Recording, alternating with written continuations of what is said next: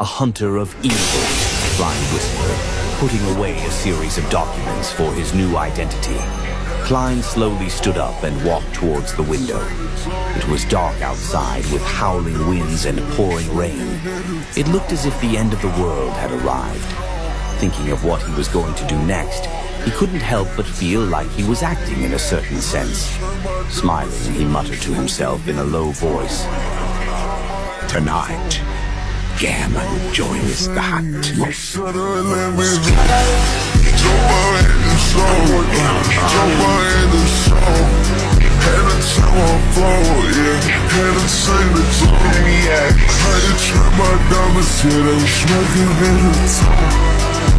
About what you saying, she shut up and let me know. Riding in that beat, let her tell the truth. Riding around with these bust down witches around, got my blinking tongue. Yeah, number one up on the chart, yeah, sugar one. We do it, you go number one. And that's your brother, so yeah. He is a crazy adventurer who began to hunt pirates on the sea. He doesn't talk much, stays cold and calm all the time while being very assertive with others. Also known as the World of the Tarot Club, a mad believer and the angel of redemption of the fool, Sparrow.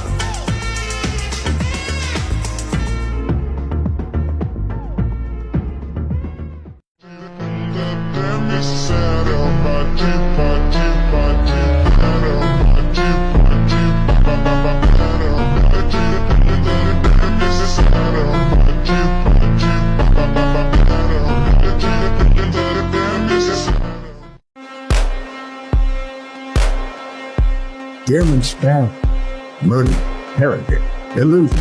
No one knows who he is, only what follows. He appears and names begin to die. Some say he's a hunter, others say he Nothing. I'm a flawed calculator of necessity. I'm an act without cause, without remorse. I'm the answer when it's too late to ask. The one who comes when you think it's over. The whisper that brings death. I was before. I will be after. I am the end. He can go from, "I'll help you kill an admiral," to pulling a gun in the middle of a bar just because, to being the most polite bounty hunter ever. A madman, a crazy adventurer, who began to hunt pirates on the sea to get rich. He had a bounty of 50,000 pounds from one country. His name was 𝕝𝕝 Sparrow. They will also ambush you. They will also bribe people to learn about your schedule and intercept your ship. At sea, a single person's strength is often so inconsequential, Klein said rather calmly. I wouldn't reject them from giving me money. That's basic courtesy. Also known as the World of the Tarot Club, a mad believer and the angel of redemption of the fool, 𝕝𝕝 Sparrow. Klein Moretti, Private Detective Sherlock Moriarty, Wayne Dantes, the miracle magician Merlin Hermes, the fool that does not belong to this era, the mysterious ruler above the gray fog, the king of yellow and black who wields good luck. To think you're experiencing such a day, Klein. No, what did I say? Leonard suddenly raised his right hand and covered his mouth. Unsurprisingly, he heard Miss Justice's question, Klein, and a certain someone's complaint. Perhaps only turning them into marionettes can stop these fellows from having these wild thoughts. He is a crazy adventurer who began to hunt pirates on the sea. He doesn't talk much, stays cold and calm all the time while being very assertive with others. The World of the Tarot Club, a mad believer, 𝕝𝕝 Sparrow. It's no wonder there are rumors of him liking a wide range of women. A crazy murderer, an adventurer like 𝕝𝕝 Sparrow. Definitely is a good match with a pure and innocent girl. As a spectator, Audrey couldn't help but imagine that.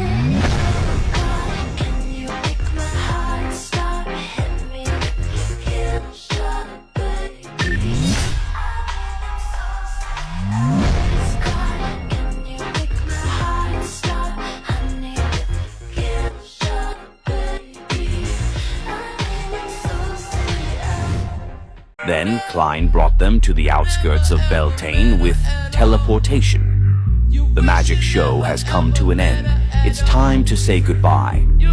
Klein took off his hat and bowed. He tried his best to make himself a true wandering magician. This was a habit of his acting. Upon seeing this, Pasha blurted out, "Can we know your name?"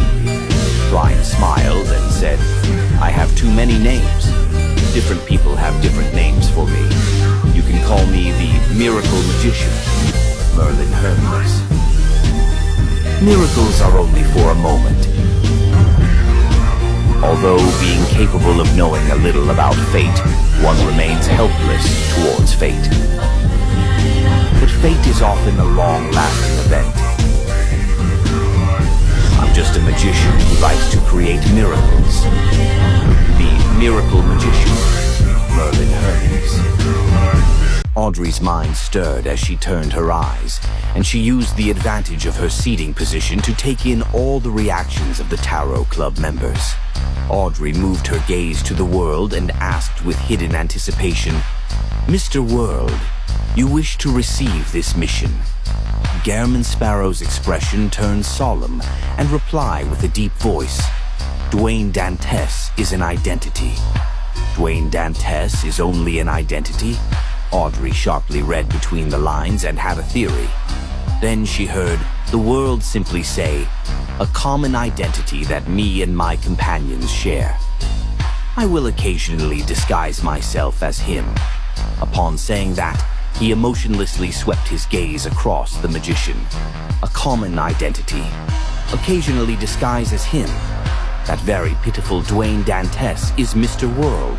That tycoon with kidney or bladder problems is Mr. Garrow Sparrow. Force felt as though she was struck by lightning as she froze up. Her brain turned numb as she felt struck with fear. Logically speaking, Mr. World should know that I'm the magician, but I was carrying Leimano's travels with me. He had used the spellbook before and had added demigod level beyonder powers to it. He had definitely observed me in secret, remembering my appearance and evaluating my value. The fear in Fours was surging like a tumultuous sea as her expression was filled with misery.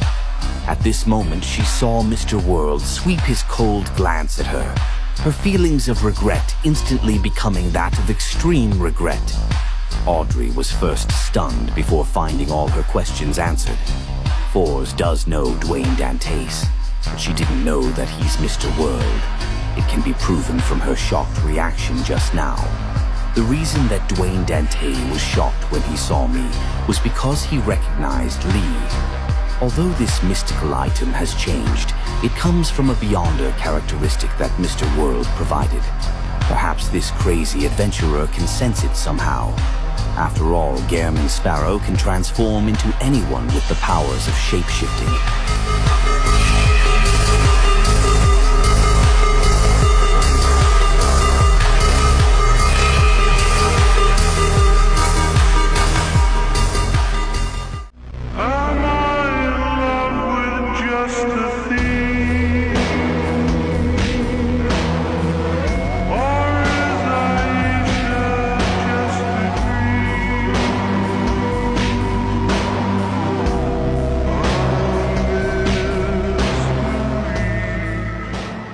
At that moment, Fours felt her cheeks burning as she stiffened.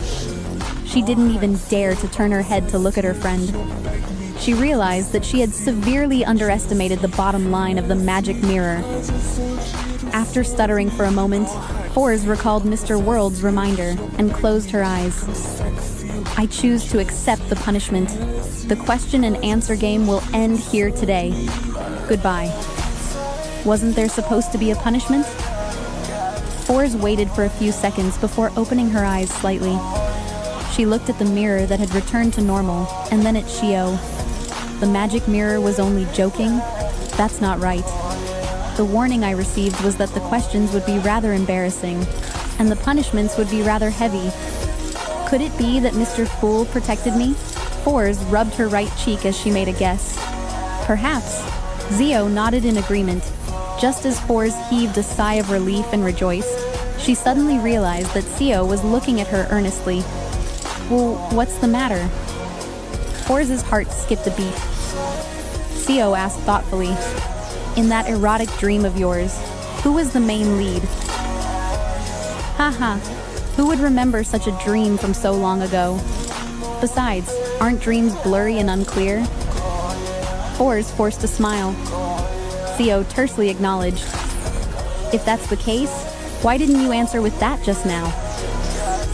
I was nervous. I was too nervous. Forrest glanced at the luggage that she had finished packing and said, it's time for us to move. I miss having a fireplace. Is this the social death that was mentioned by 𝕒𝕝𝕝? I really want to bury my head into the ground. Forrest continuously took deep breaths in an attempt to calm her burning face and embarrassed heart.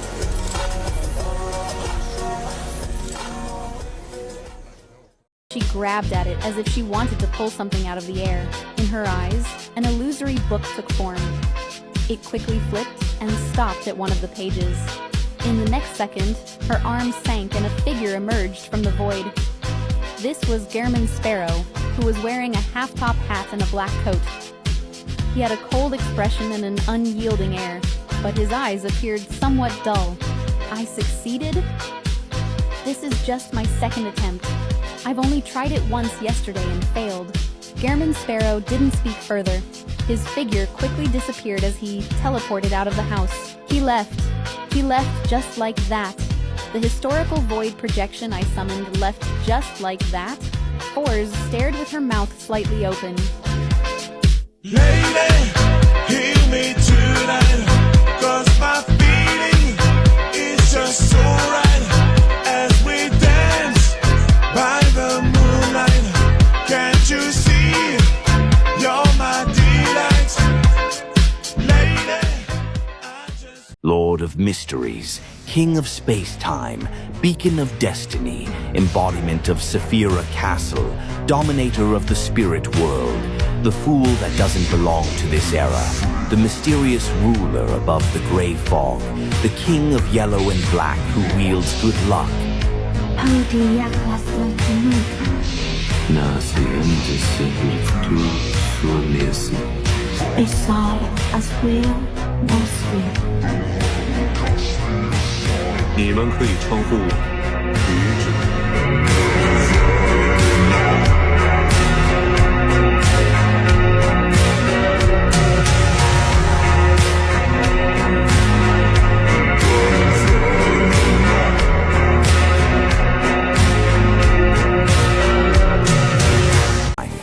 The suppression exerted by Lumion, Aurora, and Jenna's wills on her faltered. Lumion neither feared nor panicked. Instead, he seized the opportunity to break free from the allure of beauty. Smiling, he lifted his head to gaze at the astral world. Lord of mysteries, 𝕒𝕠𝕦, who was now guarding the astral world alone, withdrew the illusory barrier and turned toward the real world. Like a magician about to perform, he raised both hands. The fool that does not belong to this era, the mysterious ruler above the gray fog, the king of yellow and black who wields good luck.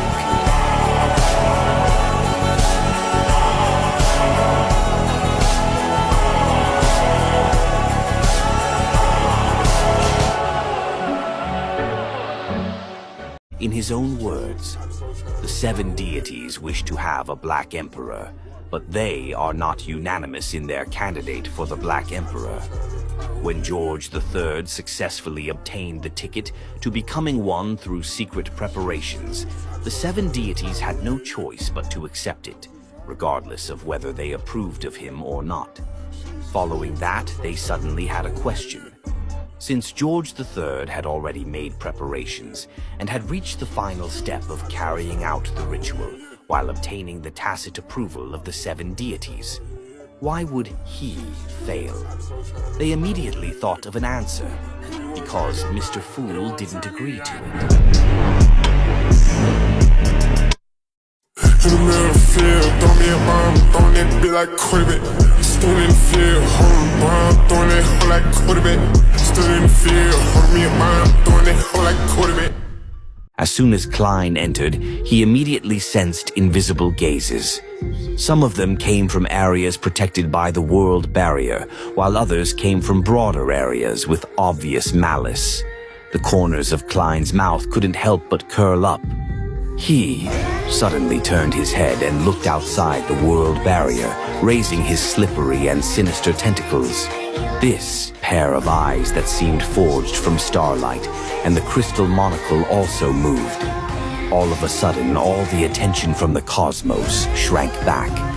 Only the hand-drawn crimson moon was left hanging there as it flashed with light. Klein laughed as he came to a dark kingdom filled with night vanilla and slumber flowers. At the same time, the Evernight goddess appeared at the borders of the divine kingdom in a layered star-speckled dress. Her face was covered in a translucent black veil.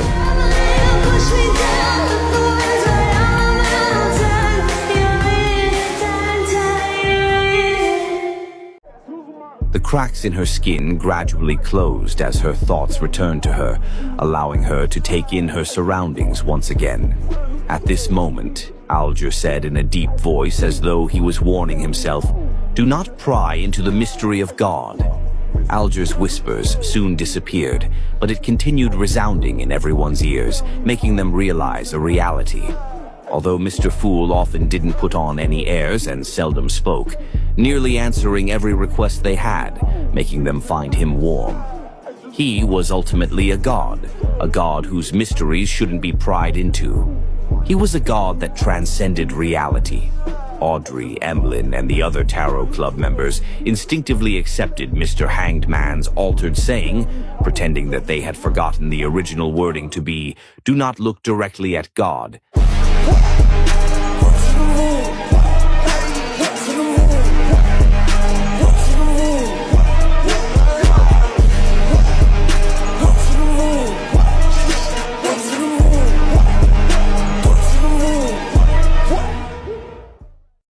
Siento libre.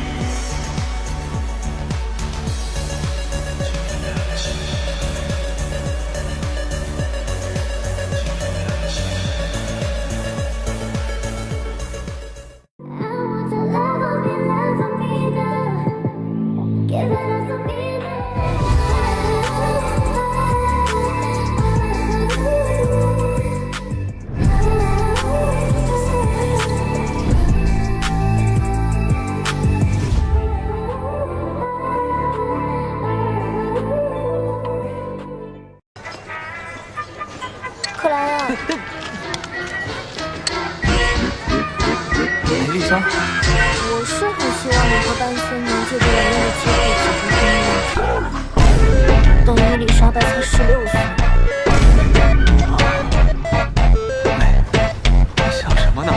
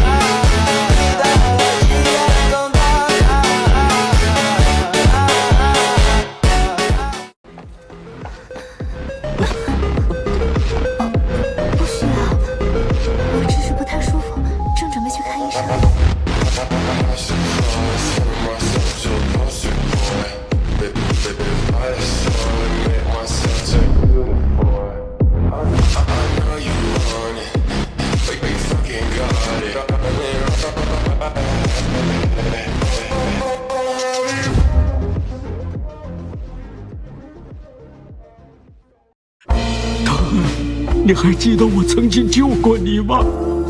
洛阳，你还记得我帮助过你挽回家人的生命吗？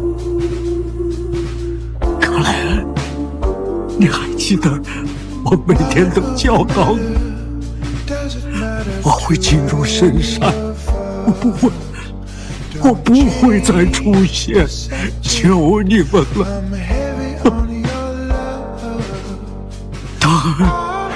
相信我，我今晚就离开，不会有任何麻烦，放过我吧，求你。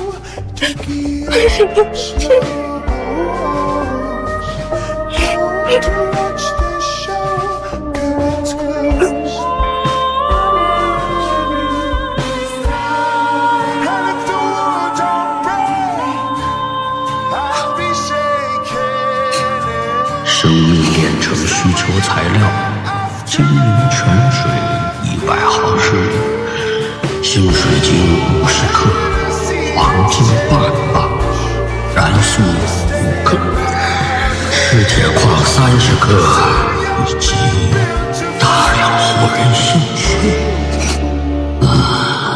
可以考虑抽取我自己的，为所欲为，但不伤害。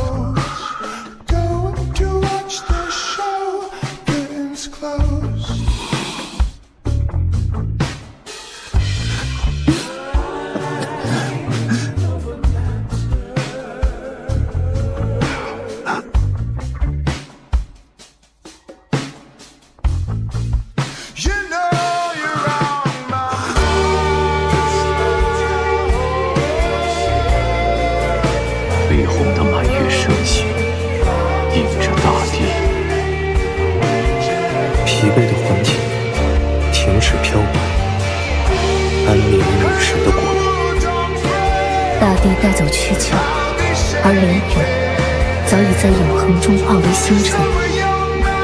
愿女神在天使唱歌的间隙，把它和甜蜜的静一起摘取。我们的挚友，并肩作战的同伴，愿长夜繁星闪烁，愿你回归最初的憧憬。唯一的因素是爱你。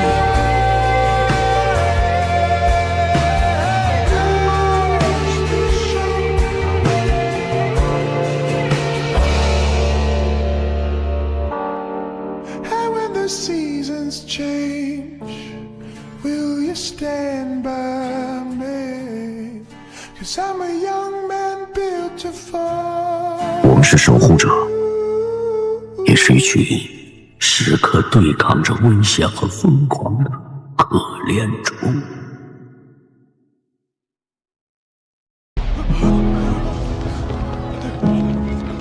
其实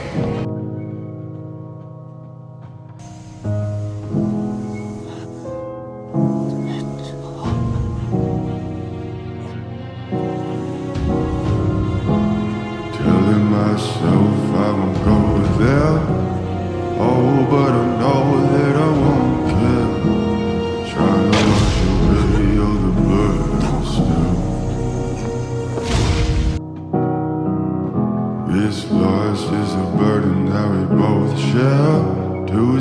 tears can atone from a lone breath. Souls tied on a twine by cloud.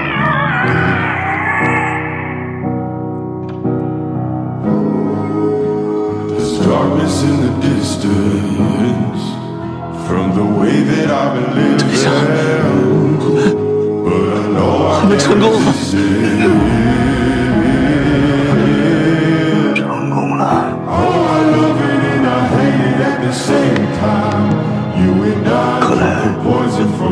拯救了情感。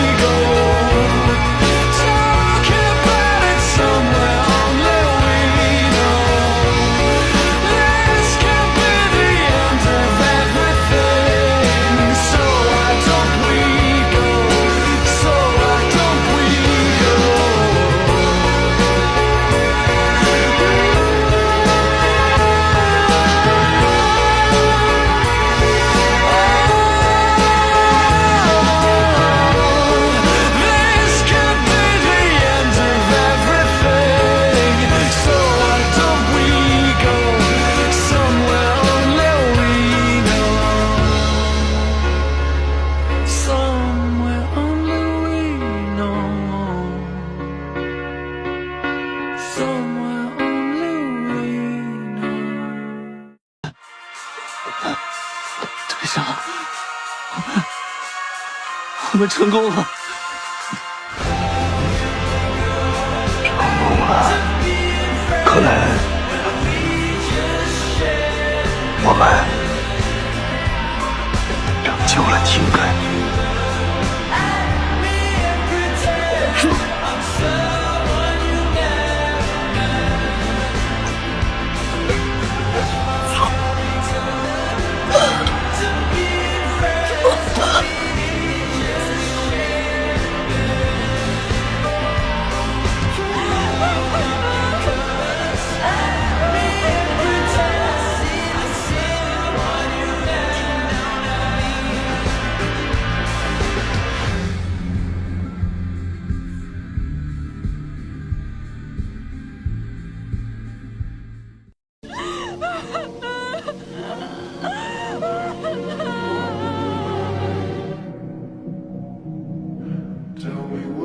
Private Detective Sherlock Moriarty, the miracle magician Merlin Hermes, Garamond Sparrow, and Dwayne Dantes.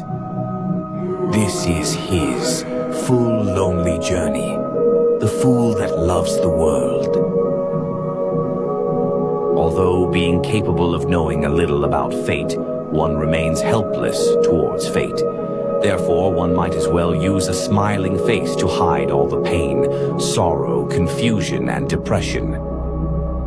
𝕭 Moretti, the fool that does not belong to this era.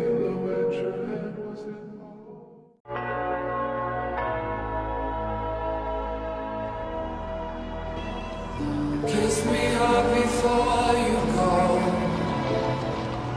Sometimes I just wanted you to know that baby, you're the best. I got my red dress on tonight. Melissa ignored the clowns, her eyes fixed on the stage ahead.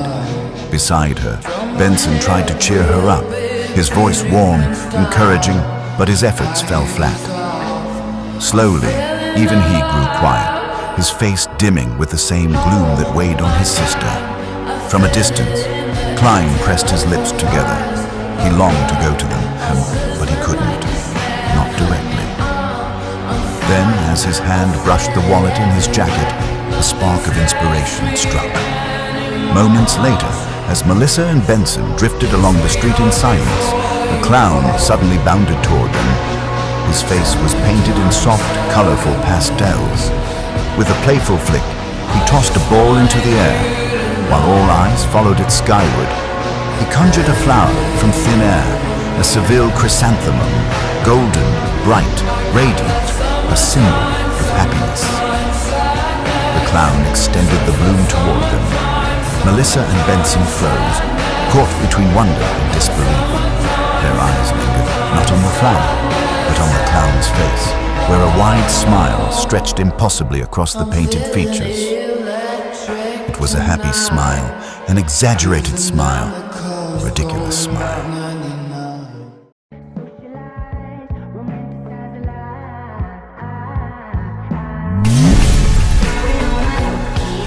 It was a happy smile, an exaggerated smile, a ridiculous smile. We are guardians, but also a bunch of miserable wretches that are constantly fighting against threats and madness.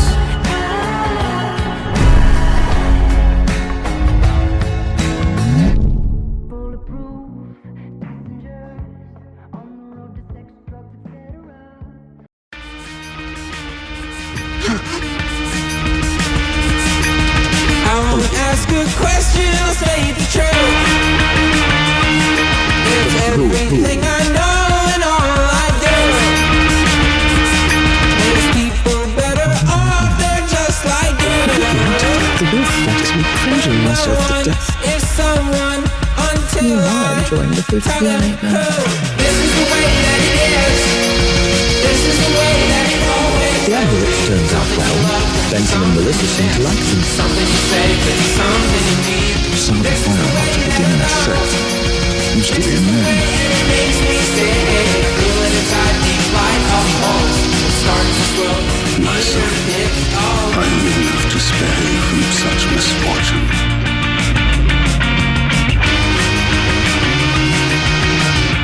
Last night, my esteemed Mr. Zack, I'm making arrangements for doomsday. They're gonna execute the mother. I lost all control. No going back. The killer, eliminate the youth. I believe you stumbled upon the act of men. Blind date everyone. Since we're here, we'll check on you, and then we'll be off. Guardians, but also a bunch of miserable wretches that are constantly fighting against threats and madness. It shan't happen again. If you give her the pleasure this easily. Did the summoning fail? Oh wait, I'm summoning myself, so I have to answer my own prayer above the grey fog. Never aim the mirror at yourself or a teammate. Gently. All civilian staff need to evacuate. Request the gate's core seal. St. Selena's ashes. Saw nothing. Look, we did it. We said take it. Digital God, digital pain, digital violence, digital world, digital boy meets digital girl, digital silence, digital yell, digital heaven, digital hell, digital start, digital end, digital birth, digital death. Although being capable of knowing a little about fate, one remains helpless towards fate. Therefore, one might as well use a smiling face to hide all the pain, sorrow, confusion, and depression.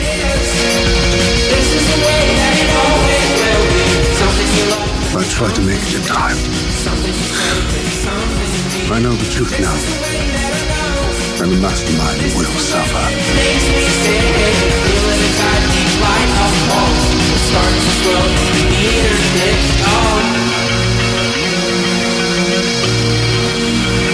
Their eyes lingered, not on the flower, but on the clown's face, where a wide smile stretched impossibly across the painted features. It was a happy smile, an exaggerated smile, a ridiculous smile. We are guardians, but also a bunch of miserable wretches that are constantly fighting against threats and madness.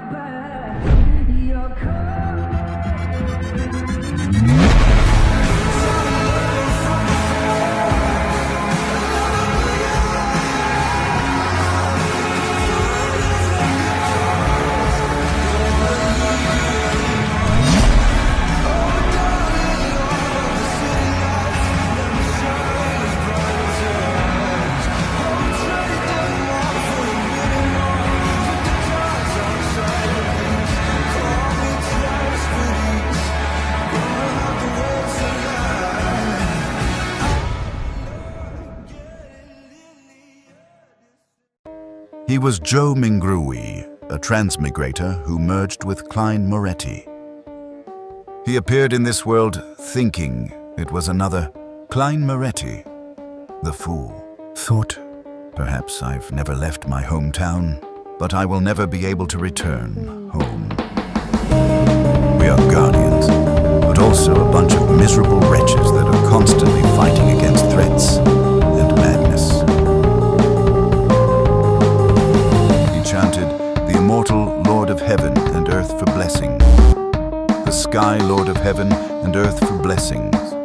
The exalted Thirch of Heaven and Earth for blessings. The celestial worthy of Heaven and Earth for blessings. Summoning Audrey and algebra accident. This gathering would later found the beginning of the Tarot Club.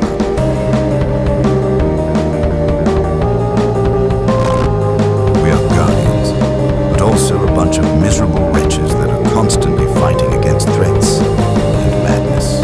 Sometimes, to understand the truth, one must first accept madness. Behind every smile, there is a shadow. Behind every god, a human. It was a happy smile, an exaggerated smile, a ridiculous smile. As long as I don't lose myself, it doesn't matter what I lose. The fool that doesn't belong to this era. The mysterious ruler above the grey fog, the king of yellow and black who wields good luck, 𝕭𝕠𝕦𝕣, the fool. Melissa and Benson froze, caught between wonder and disbelief. Their eyes lingered not on the flower, but on the clown's face, where a wide smile stretched impossibly across the painted features. It was a happy smile, an exaggerated smile, a ridiculous smile. It was the best of times. It was the worst of times. Perhaps I've never left my hometown, but I will never be able to return home. This is his full lonely journey. The fool that loves the world. 𝕭𝕠𝕦𝕣.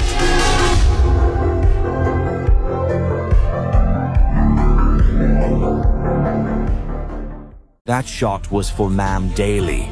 He flashed to the side of 𝕄𝕒𝕒𝕝𝕝. This shot is for Leonard. This shot is for 𝕒𝕝𝕝. This shot is for the Keepers. This shot is for the destroyed Blackthorn Security Company. This shot is for all the Nighthawks. This shot is for me. Finally, 𝕉 flashed in front of 𝕒𝕒𝕒𝕒. He then held death knell to his face. His brown eyes had blurred up. He curled the corners of his mouth bit by bit and said to the already dead 𝕒𝕒𝕒𝕒 softly, "This shot is for Captain."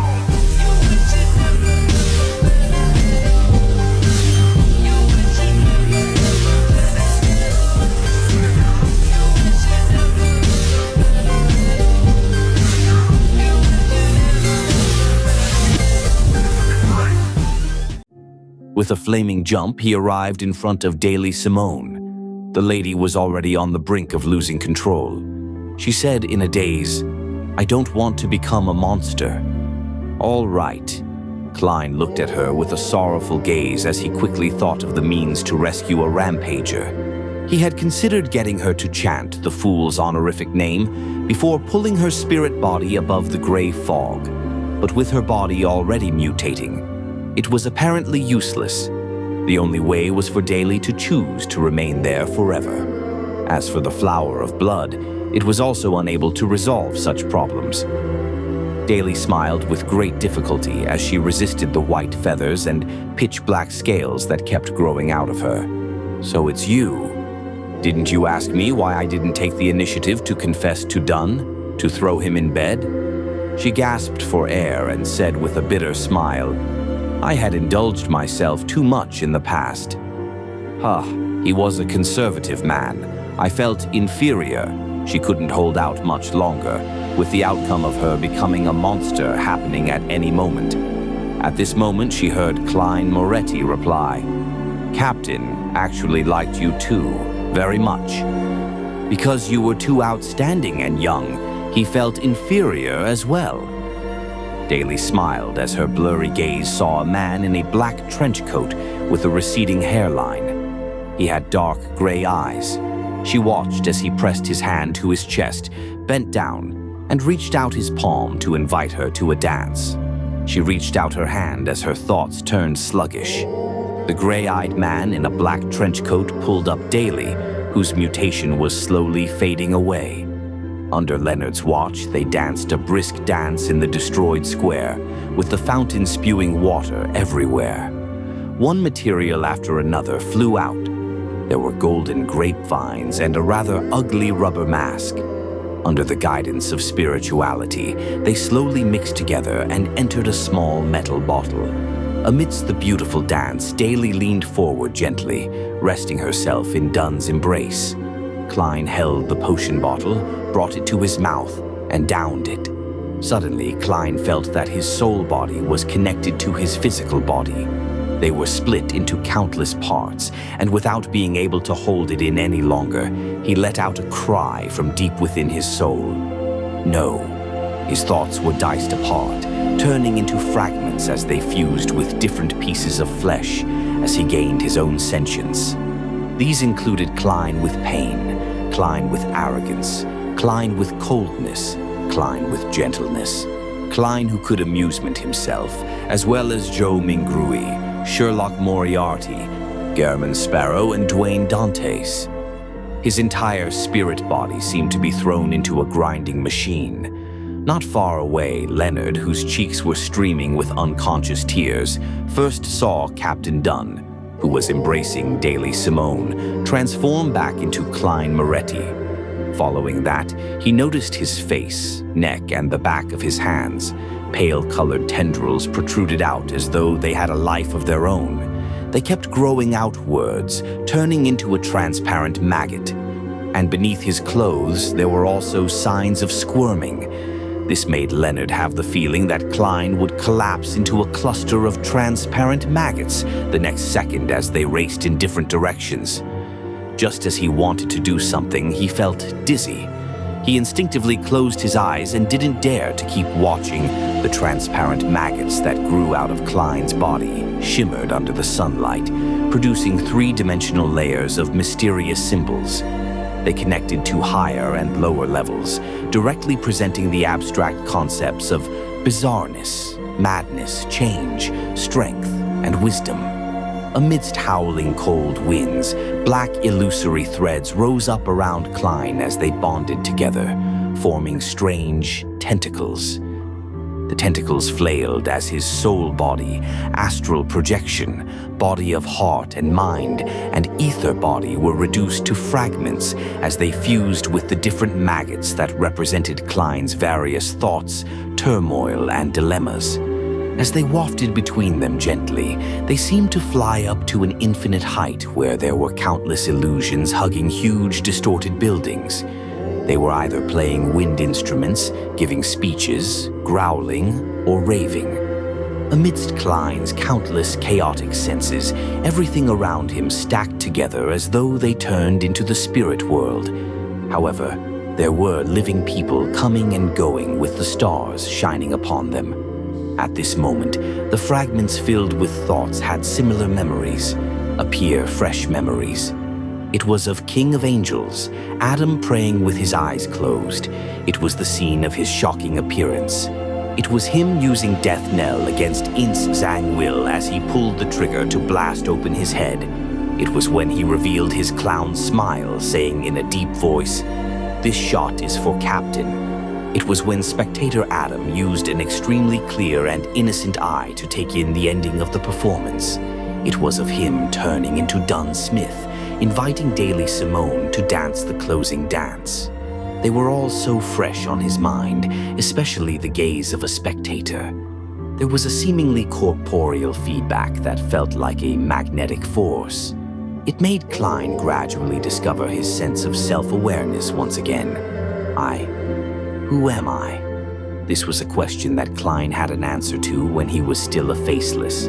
He didn't need to think too much about it as he quickly understood his identity.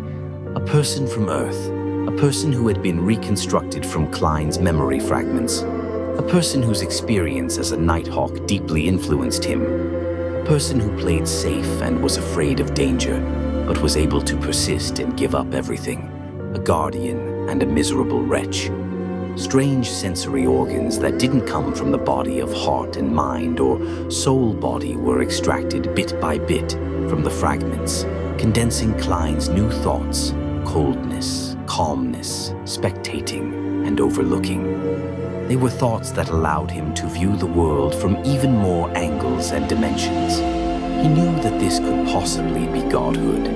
Without putting up any resistance, he chained the original spirit body fragments with black threads, allowing him to slowly take form again. At this moment, he realized the purpose of the advancement ritual. It was a mark, an anchor. Compared to other pathways, the bizarro sorcerer, who experienced the fragmentation of their soul bodies, required an anchor much earlier. However, this didn't require the support of any faith. On the contrary, faith was a numerous and jumbled affair with too many personal feelings involved.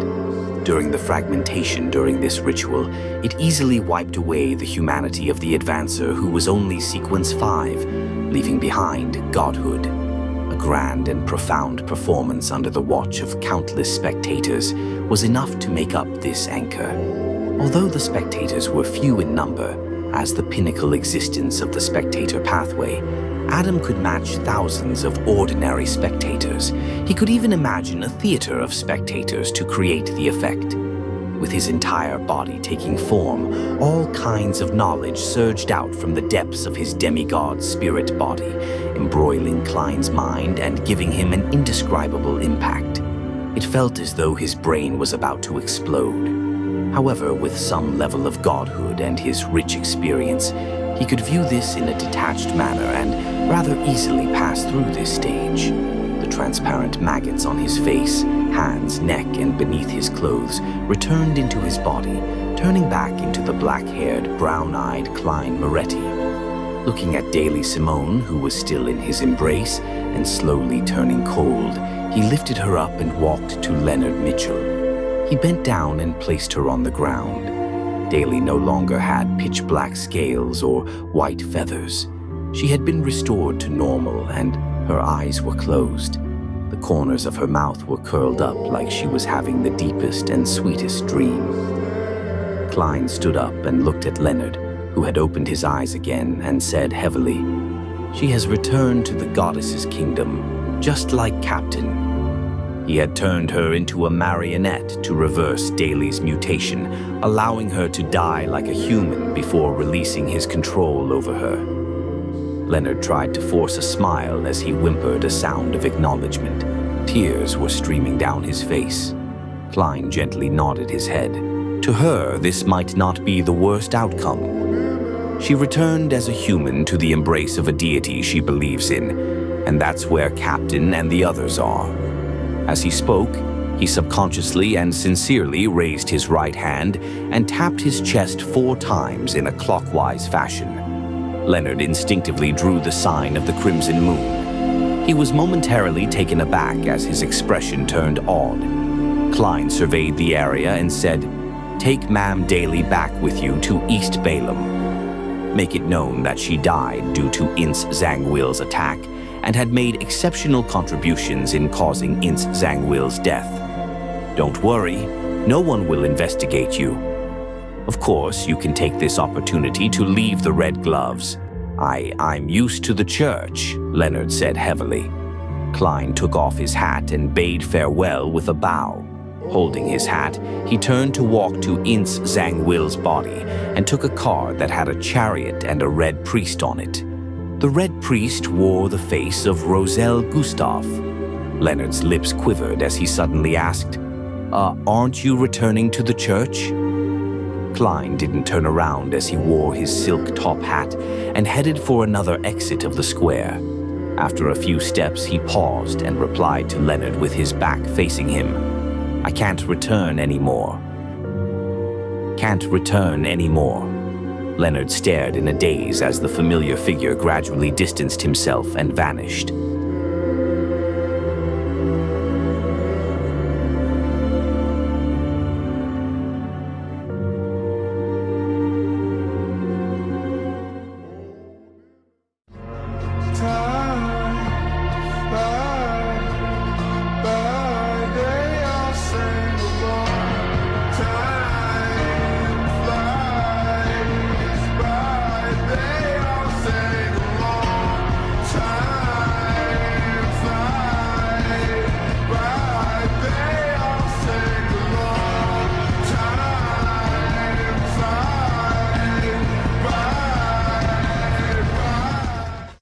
This is the land of hope.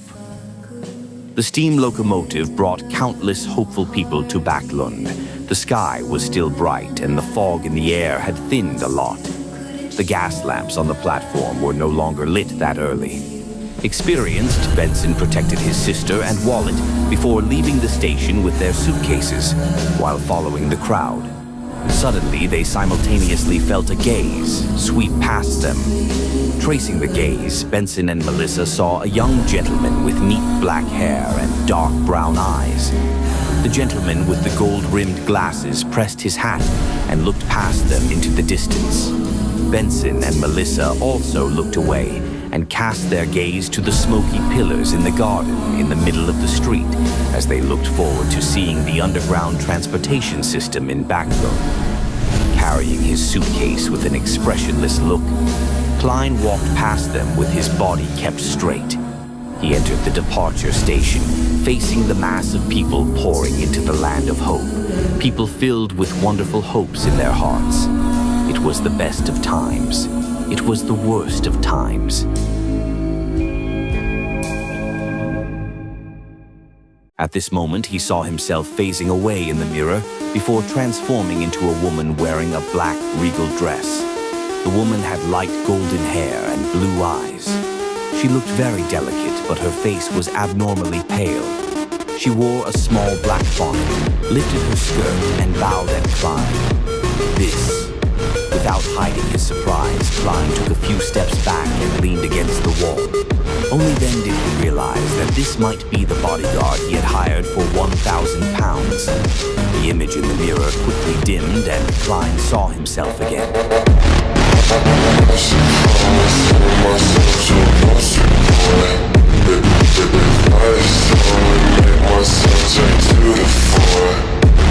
I know you want it. Like we fucking got it.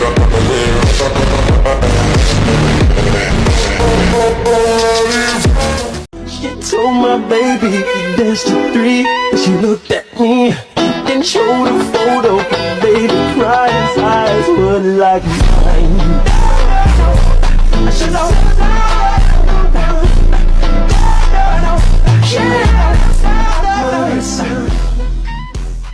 Klein paused once again and placed his luggage down. He spread open the newspaper and map that he had held onto using his other hand. While on the steam locomotive, he had already planned where he was going to go or what to do next. The experiences that he had undergone and the mental experience that he had when disguised as a clown in the morning made Klein finally understand the true essence of a clown. Although being capable of knowing a little about fate, one remains helpless towards fate. Therefore, one might as well use a smiling face to hide all the pain, sorrow, confusion, and depression. We are guardians, but also a bunch of miserable wretches that are constantly fighting against threats and madness. It was the best of times. It was the worst of times. The clown suddenly bounded toward them. He conjured a flower from thin air. The clown extended the bloom toward them. Melissa and Benson froze, where a wide smile stretched impossibly across the painted features. It was a happy smile, an exaggerated smile, a ridiculous smile. It was a happy smile, an exaggerated smile, a ridiculous smile. We are guardians, but also a bunch of miserable wretches that are constantly fighting against threats and madness. 𝕒𝕤𝕤, the fool. Sometimes, to understand the truth, one must first accept madness. Behind every smile, there is a shadow. Behind every god, a human. As long as I don't lose myself, it doesn't matter what I lose.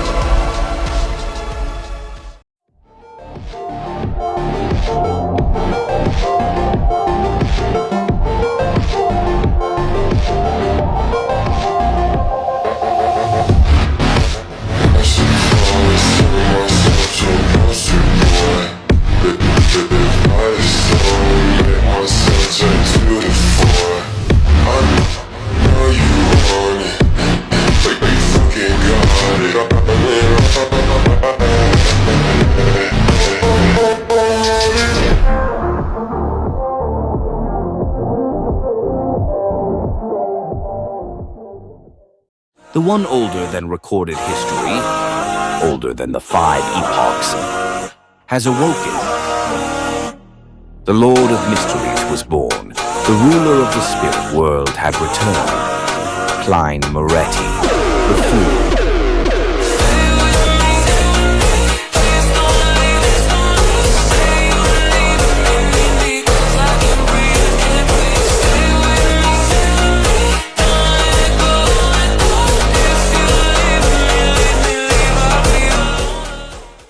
The clown potion required digestion, and all Klein could think about was, although being capable of knowing a little about fate, one remains helpless towards fate.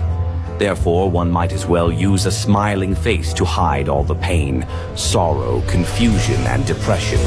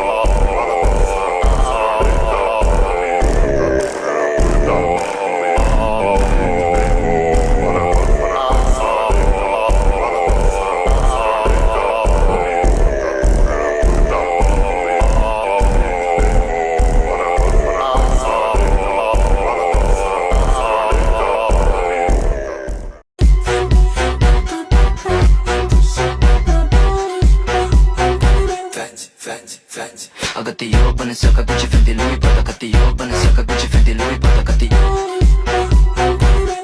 Fancy. I got the yo, Balenciaga, Gucci, Fendi, Louis, Prada, Catio. Balenciaga, Gucci, Fendi, Louis, Prada, Catio. Yo, Balenciaga, Gucci, Fendi, Louis. I'm just a heartless, wish-granting machine. Klein lampooned himself as he smiled at Biles and company. Pasha and the others glanced at each other, not daring to raise any objections.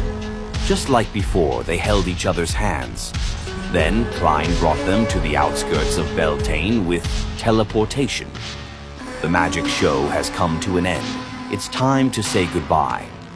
Klein took off his hat and bowed. He tried his best to make himself a true wandering magician. This was a habit of his acting. Upon seeing this, Pasha blurted out, "Can we know your name?" Klein smiled and said, "I have too many names.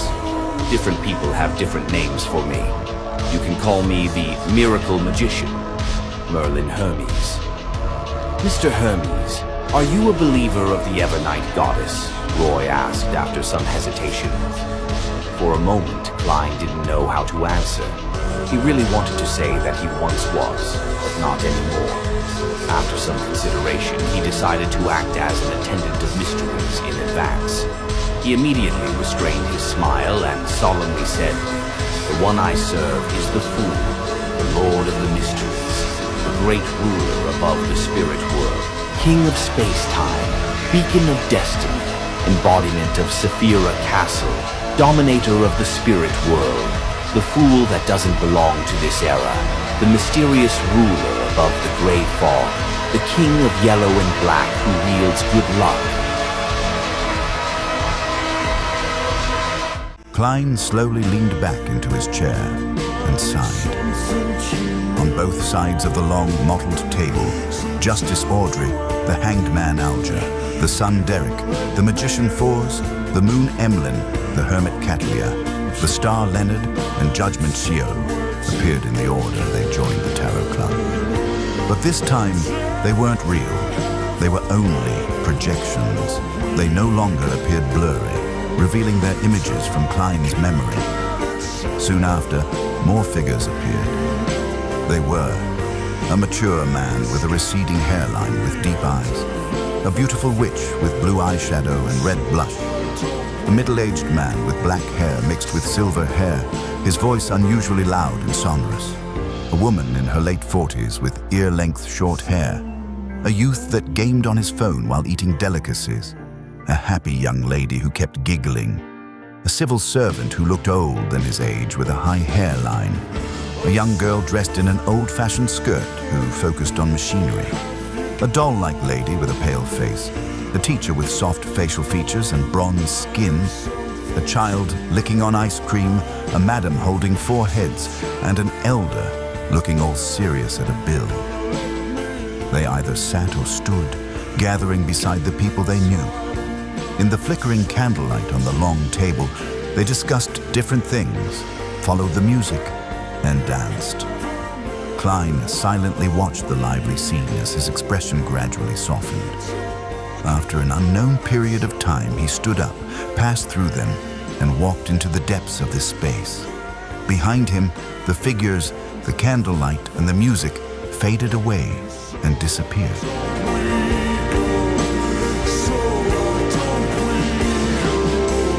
After doing this, Klein lowered his head and looked at the magic mirror in his hand.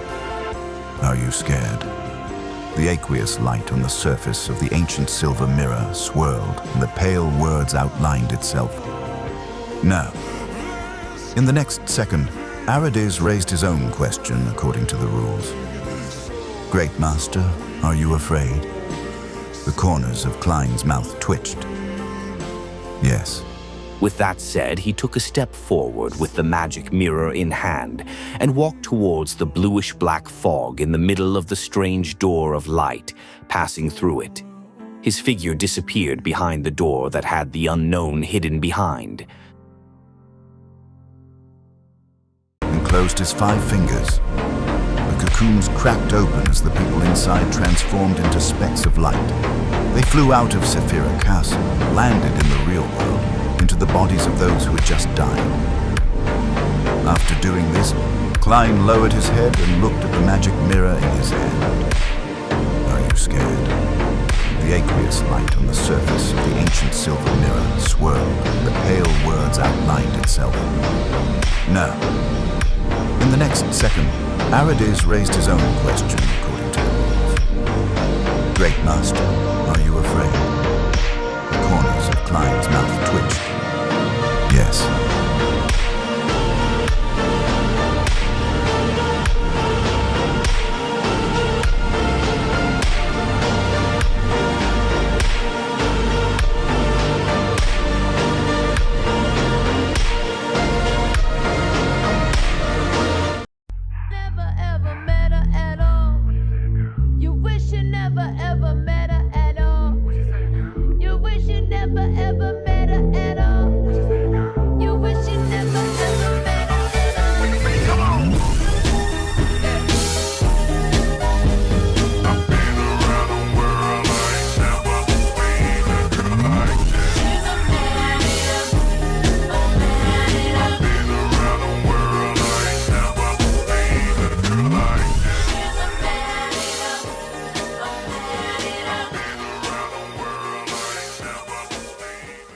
Klein replied with a smile. In the eyes of others, this is indeed insane. But to me, it's just a choice. Compared to you, I'm more willing to believe in the former Lord of the Mysteries. He is a true great old one, looking down on the universe from high above and treating most of the living beings as insects. This would make him distance himself from reality. Besides, I should still have time to get the genie to be my witness. I'll get the Lord of the Mysteries to promise me certain things. To him, it's very simple and worthless. Having said that, the corners of Klein's mouth curled up as he said, I won't lose too much, just myself. There are always some things that are more important than others. Ammon maintained his smile but didn't say a word. I have too many names. Different people have different names for me. The oldest and strongest emotion of mankind is fear. And the oldest and strongest of fear is the fear of the unknown. Then if it's meaningless, some things still ought to be done. In this world, how could there be many things that were guaranteed to succeed? This is his full lonely journey. The fool that loves the world. I play the 7-stringed guitar by the fountain in the municipal square. I use my knife and fork to slice the steak. In the cathedral, I describe the teachings of the goddess to the believers.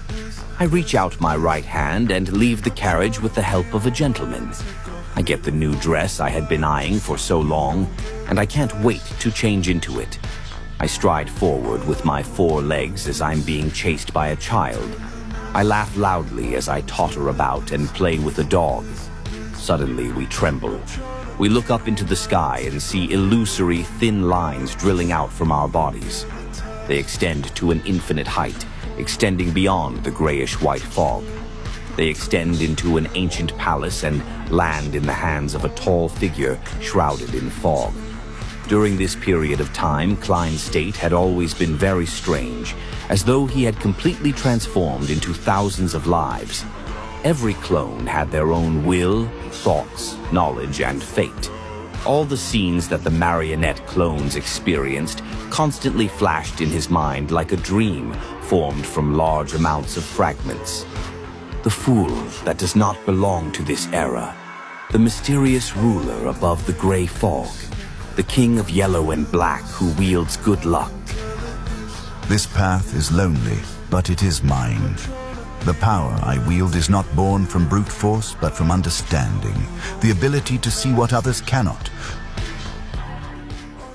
A person who's very sentimental, a person from Earth, but to a certain extent a person who has been reconstructed into a new person because of the fusion with Klein Moretti's memory fragments. A person who didn't spend too much time with the Nighthawks, but has had that period of time deeply influence his actions and choices. A person who tries to play safe and is afraid of danger, but is able to change his mind at the critical moment. A person who truly wants to skive, eat delicious food, travel and enjoy life, But he has no choice but to be busy with more important matters. A person who likes beautiful women, but he doesn't give himself up to pleasure to keep to his principles. A person who loves money, but is willing to spend large sums of money for his siblings. A person who hides his pain inside while showing a smile to others. A person who's used to lampooning inwardly, but appears gentlemanly on the surface. A person who can overcome his psychological traumas, but never crosses his bottom line. A person who feels embarrassed for his acting. He's also a guardian, a miserable wretch that is constantly fighting against threats and madness. The corners of Klein's mouth curled up as he silently added. These thoughts flashed through his mind as he seemed to come into contact with his true self.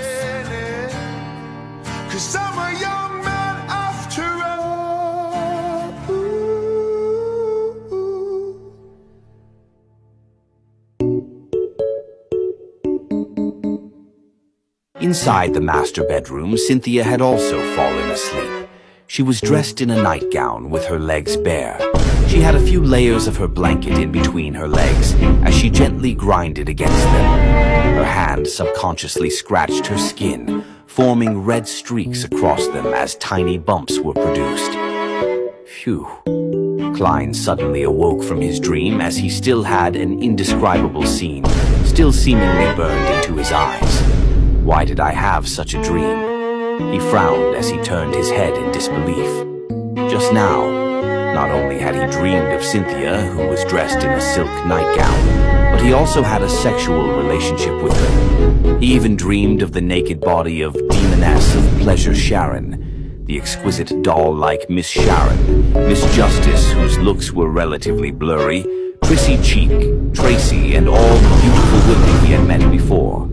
Then he gave himself up to pleasure as he engaged in a myriad of positions. To most beyonders and ordinary people, this might have been a normal response from suppressing his body when recently faced with temptation.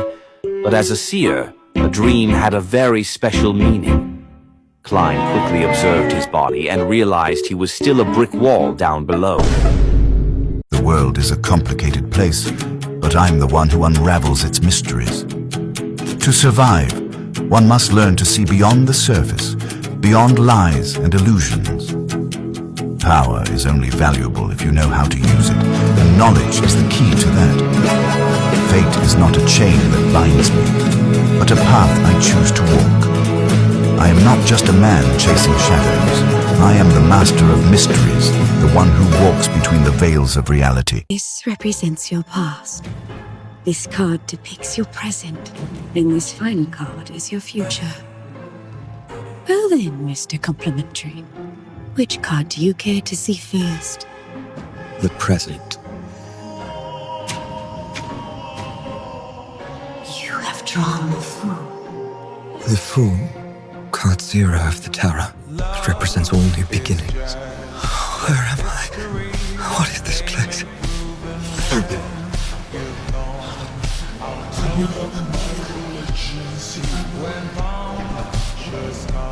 Mirror, oh mirror, in the name of the whole family, I bid you to awake.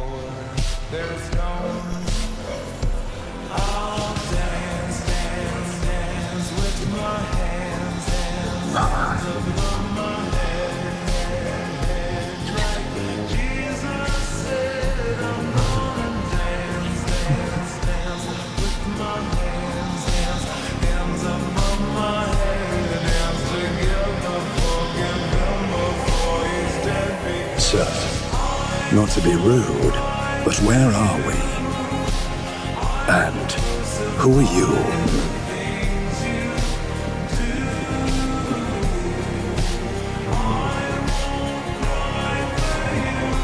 If you wish to address me, call me the Fool per your request. On Mondays at 3 in the afternoon. Try your best to be alone. Now let's continue. Should we create codenames too? You know, for anonymity's sake? Good idea. Oh, I've decided. My pseudonym is Justice. The Hangman.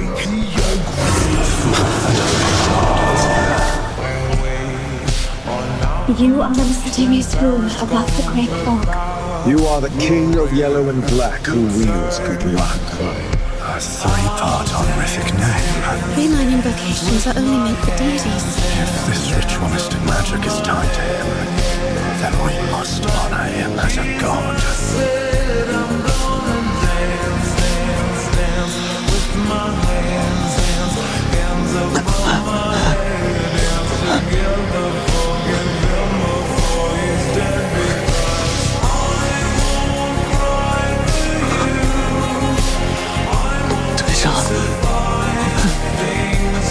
我们成功了！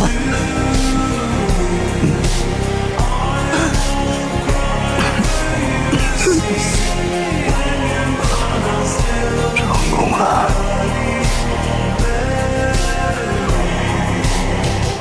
克莱恩，我们拯救了廷根。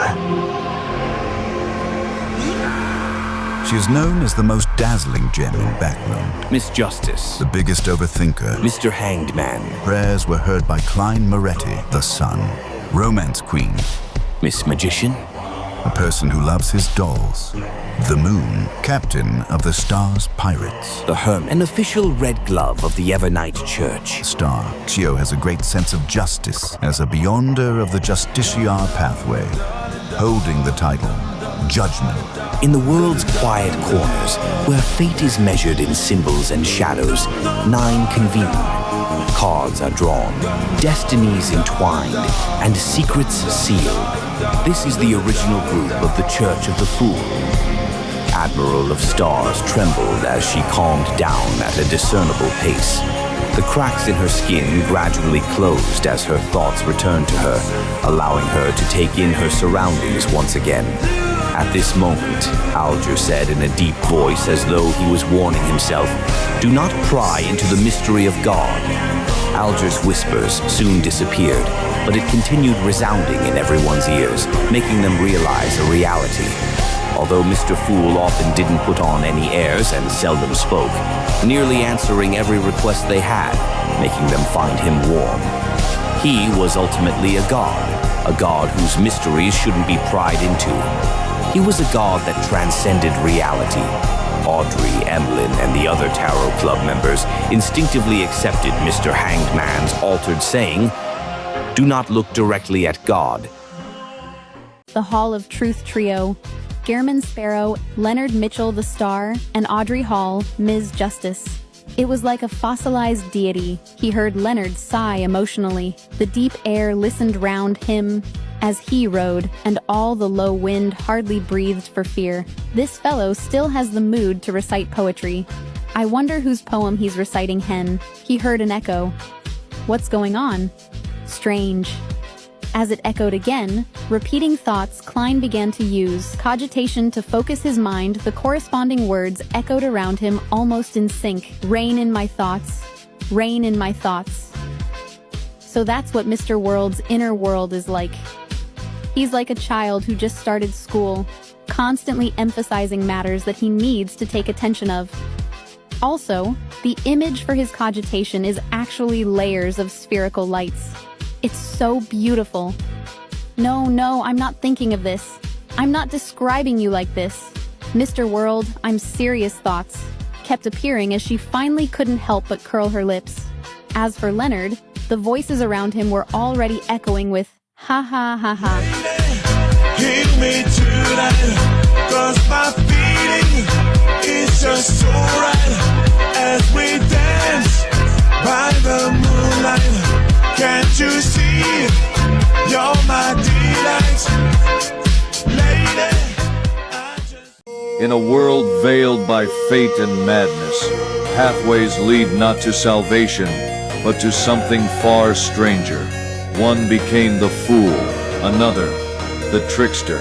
A sun god fell, a goddess endured, and behind it all whispers of doors, forgotten emperors, and vanished stars. They were transmigrators, not born of this world, yet destined to shape it. This is the stage of the divine, Lord of the Mysteries, moving to the tarots. 𝕋𝕙𝕒𝕝𝕝, Audrey Hall, Alger Wilson, Derek Bird, Fors Wall, Emlyn White, Kat Leah, Leonard Mitchell, Gio Delich, Madame Sharon, Lumaine Lee, Frank Arola, Jenna, Merrick, Amon, Trissy, Bernadette Gustav, Frank Lee, Roselle Gustav, Edwina Edwards, Willow Septon, Isaac Egger, Colin Leah, Mother Tree of Desire, Sauron Einhorn Medic, bound by secrets, masked by fate. They sat at the Fool's stable, each holding a card. The Church of the Fool. They carry his will and await the moment he returns. Next up, 22 paths, 22 fates. All power comes with a price. Each step, a bargain with madness. The non-standard pathways tread roads that gods never wrote, walking into chaos with every step. Next, the Transmigrator, 𝕂𝕗𝕝𝕝, the Fool, half the Lord of Mysteries. Amon Eyes, the Evernight Goddess, Roselle Gustav, Sequence 1 Visionary, Grisha, the Ancient Sun God, Aman, known as the God of Deceit, Mr. Door, the legend from notes and mystic visions, Antigonus, the legendary figure from the Fourth Epoch, the celestial worthy of heaven and earth. Tarot Clubs. Spoilers for Lord of the Mysteries. All arcana with art I found. The Fool that doesn't belong to this era. 𝕂𝕗𝕝𝕝 and the Angel of Redemption. German Sparrow. Known as the most dazzling gem. Audrey, the biggest overthinker and glazer. Alger Wilson. Prayers were heard by 𝕂𝕗𝕝𝕝. Derek Bird. The Magician. Romance Queen. Mommy Force. A person who loves his dolls. Emlyn White. Captain of the Stars Pirates. Catellia. First friend the Fool made. Leonard Mitchell. 152 centimeters in height. Sometimes described as a talking dog. Sharon. The Calamity of Destruction. Lumaine Lee. The Transmigrator from modern era China. Frank Arola. One of the few demonesses who were born female. Klein first met him when he sought to hire a bodyguard. Aman was dressed in the attire of a young gentleman. Willow Septon, son of death, is the angel of death. Isaac Egger, angel of the Holy Spirit of the Church of the Fool. Marionette Tinaker.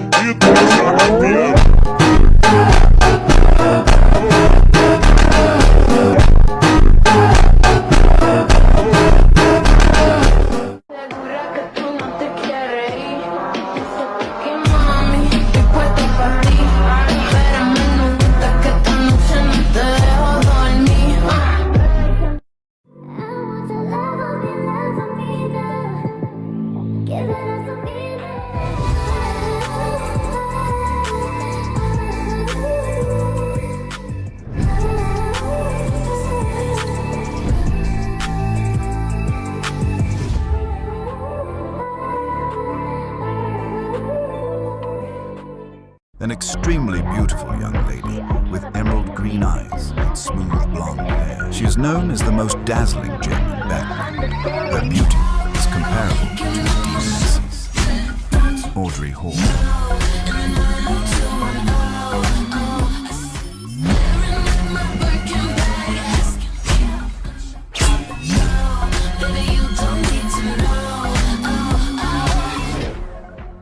Taken Garrow to a new level. Divinity made perfect. Made the beautiful, the sublime, made invincible, the almighty and infallible. The Magician, Romance Queen, Angel of the Fool. Four's Wall. She prayed to the Fool to ask for help, and Klein made her a member of the Tarot Club. She was once quite afraid of Gilman's spell. Later she got over it, but an instinctive sense of fear was inevitable, even after she became an angel who told her to adopt the MC. Mommy truly cares about her son, Mommy Fours. Mr. Dorr, also known as Bethel Abraham, he is the ancestor of the Abraham family and was once a respected and powerful figure in the Fourth Epoch, a sequence one on the Dorr pathway. Mr. Dorr's mind became fractured. His cries for help were distorted by the mother goddess of depravity, which led to a split identity that overwhelmed his true self. Mr. Dorr chose self-exile, sealing himself away as a cosmic sentinel, battling the corruption within him for over 2,000 years. His cries were so maddening and corrupted that they caused many of the high sequence beyonders of the Abraham family to go berserk and lose control, especially during the Crimson Moon Nights, as a result of the corruption and influence stemming from the mother goddess of depravity's power. Four's Wall experienced such, as she is a distant descendant of the Abraham family.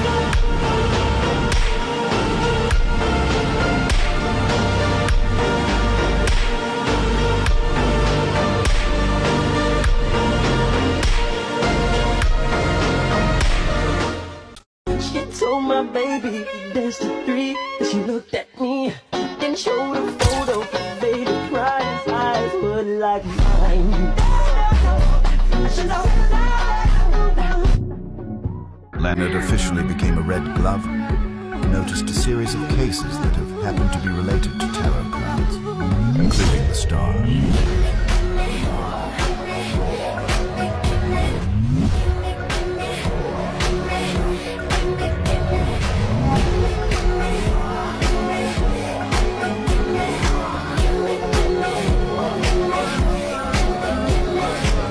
A vampire of the sanguine race, specifically belonging to the Moon pathway. Tarot card is the Moon, a person who loves his dolls. Emlyn White.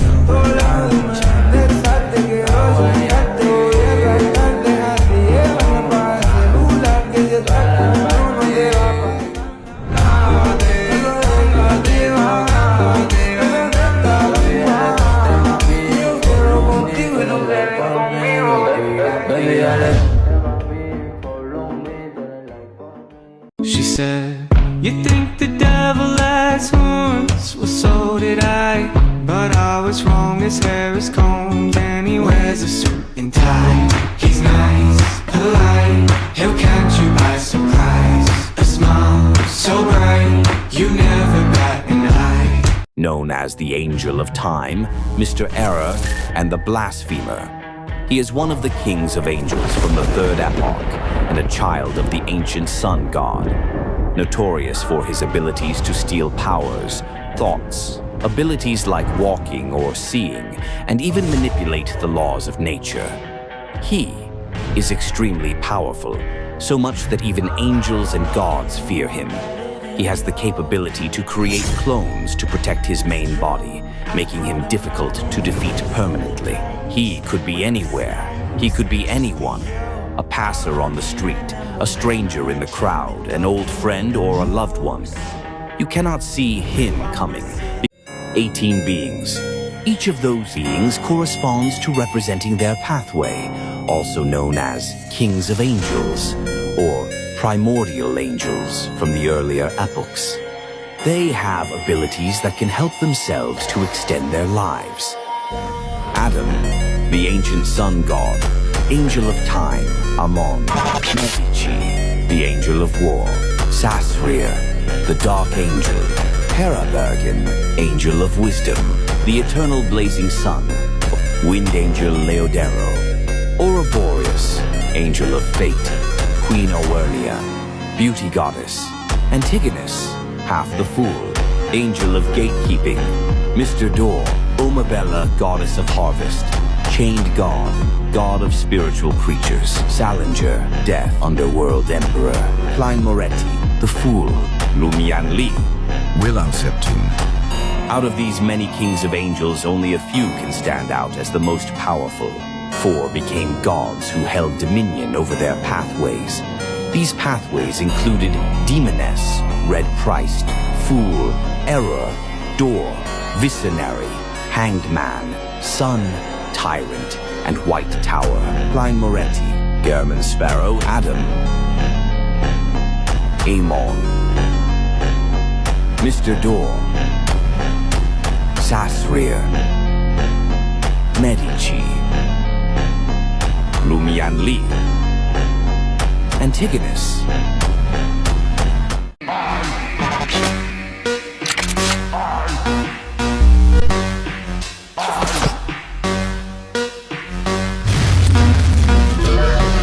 Doing something that doesn't match your expectations is also a form of deception.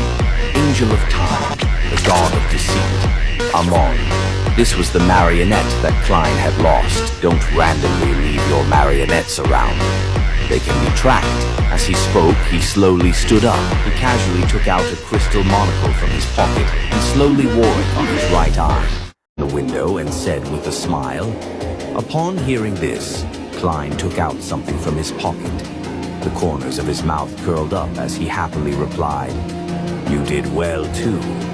As he spoke, he blew at the monocle in his hand and wore it on his left eye. 𝕄𝕒𝕝's smile froze. Doing something that doesn't match your expectations is also a form of deception. The shadow wandering through fate, the past god of deceit, the destined messiah, the Trojan horse of fate, the slug of time, the loopholes in rules, the manifestation of all errors. He is a king of angels, an error pathway being born as the son of the ancient sun god, with a unique fragmented existence through his avatars, embodying deception and manipulation as an art form. Your every action is a product of meticulous planning. Even if you fail, you will have a way out. Does this mean that you value your life more than I imagined? You do like thrills and seek it for pleasure, but to do so regardless of the price is just an image you portray. How can a real god of deceit wager a bet with himself at stake? Of course, this is just my own guess. Perhaps it's wrong. Anyway, do you want to take the bet? Ammon stroked the crystal monocle and made a tisk like 𝕄𝕒𝕝𝕝. You're really crazy. The shadow wandering through fate, the past god of deceit, the destined messiah, the Trojan horse of fate, the slug of time, the loopholes in rules, the manifestation of all errors, the clock hand that tampers with time, the shadow that roams across fate, the embodiment of deceit and trickery. He is a king of angels, an error pathway being born as the son of the ancient sun god, with a unique fragmented existence through his avatars, embodying deception and manipulation as an art form.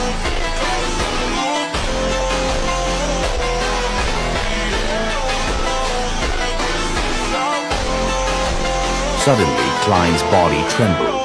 His voice came to a halt as he froze on the spot.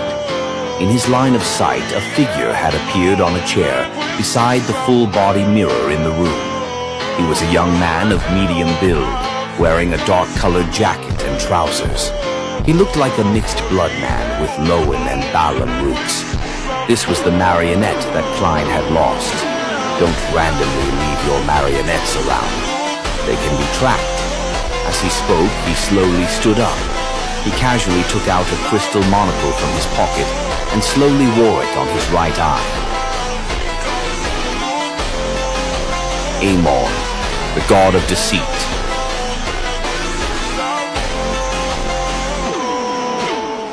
Are you really not considering becoming my blessed? Ammon said to Klein. Klein knew of his danger. The angel of deceit. He will follow you back. Then you'll discover your parents will make him their son. Your wife will treat him as her husband. Your child will look at him and call him father. Your friends, everyone you know, will treat him as you. And you will be the unlucky one. You will lose all connection with the real world. Forgotten, and slowly die. Just as Lumion was about to activate the Blood Emperor's residual aura to try and escape the sheep state, he froze upon seeing this figure. Voisin, Sanson, and Harrison's bodies trembled, also becoming stunned. The figure slowly straightened, not even glancing at Voisin, Sanson, and Harrison, but turned to look at Lumion. Without any warning, the sheep's wool covering Lumion's body fell off, shrinking back to its original head-covering size. Lumion remained in shock and bewilderment. The figure took out a monocle made of crystal and leisurely placed it over his right eye, revealing a slight smile at Lumion. "You can call me Ammon, or..." The figure's voice grew majestic and layered, the smile on his face more evident. "𝕬𝕝. Lumion knew that the figure before him was Ammon. Although Ammon's appearance differed somewhat from Marionette and the other Ammons, the monocle over his right eye and his overall demeanor and aura unmistakably confirmed his identity. But why was Ammon here? And why did he call himself 𝕬𝕝? Lumion clearly saw those silver and black beams of light emerging from within himself, from the shattered seal of Mr. Fool. How did they transform into Ammon? This was why Lumion had frozen in place earlier. Could it be that during their previous encounters, Ammon had secretly bypassed Mr. Fool's seal, hidden inside him, and replaced 𝕬𝕝? If so, what had Mr. Fool's seal actually been for? Despite his shock and confusion, Lumion suppressed these emotions because he had more urgent matters to attend to. He stood up, ready to pick up the Sword of Courage and use the mirror traversal ability of the Black Tier to reach Franca, Jenna, and the others to help them fight Higdon. Meanwhile, Voisin, Sanson, and Harrison stood frozen like statues. Ammon, who claimed to be 𝕬𝕝, raised his hand to stop Lumion. Without waiting for Ammon's response, he couldn't help but ask another question. "When did you become 𝕬𝕝?" As he spoke, Lumion temporarily put away the Devil's Whisper's bone ring. Ammon's lips curled slightly. "A long, long time ago. By the time you first learned that name, 𝕬𝕝 was already me." At this, the former King of Angels' smile took on a hint of mockery. Klein replied with a smile. "In the eyes of others, this is indeed insane. But to me, it's just a choice. Compared to you, I'm more willing to believe in the former Lord of the Mysteries. He is a true great old one, looking down on the universe from high above and treating most of the living beings as insects. This would make him distance himself from reality. Besides, I should still have time to get the genie to be my witness. I'll get the Lord of the Mysteries to promise me certain things. To him, it's very simple and worthless." Having said that, the corners of Klein's mouth curled up as he said, "I won't lose too much, just myself. There are always some things that are more important than others." Ammon maintained his smile but didn't say a word. "I have too many names. Different people have different names for me. The oldest and strongest emotion of mankind is fear. And the oldest and strongest of fear is the fear of the unknown. Then if it's meaningless, some things still ought to be done. In this world, how could there be many things that were guaranteed to succeed? This is his full lonely journey, the fool that loves the world. There's no need to rush. Ammon has to complete the ritual and become a sequence 0 before stealing your fate. Otherwise, he wouldn't be able to withstand the identity as Saphira Castle's owner. And before that, it's best to let you continue staying in my kingdom. Adam acted as though he was consoling a repentant. Kill me. Don't randomly leave your marionettes around. They can be tracked. He said in a deep voice, "Let there be light." Desce, ela sobe, no baile é pressão. Mina linda, perigosa, rouba meu coração. Vai quicando, vai jogando, não perde a razão. No batidão, só pura tentação. Ela desce, ela sobe, no baile é pressão. Mina linda, perigosa, rouba meu coração. Ela desce, ela sobe, no baile.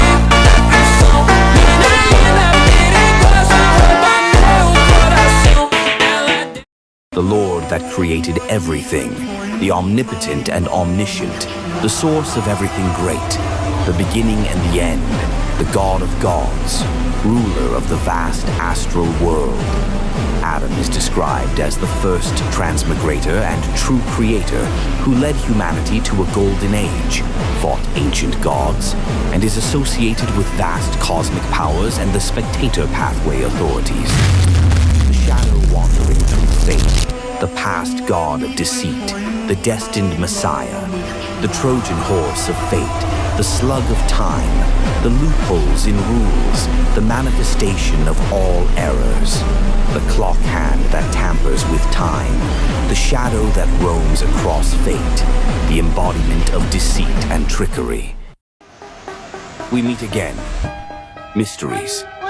King of space-time, the Lord that created everything, beacon of destiny, the omnipotent and omniscient God, embodiment of Saphira Castle, the ruler of the mind world, dominator of the spirit world, the degenerate nature of all living things, the Lord that created everything,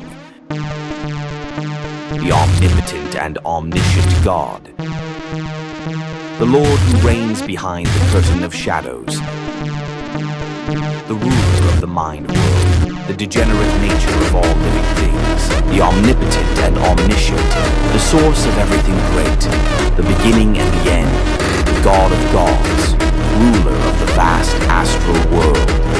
Adam is described as the first transmigrator and true creator who led humanity to a golden age, fought ancient gods, and is associated with vast cosmic powers and the spectator path. He pulled strings from behind the scenes, using his ability to envision events and create coincidences to bring about the desired outcome.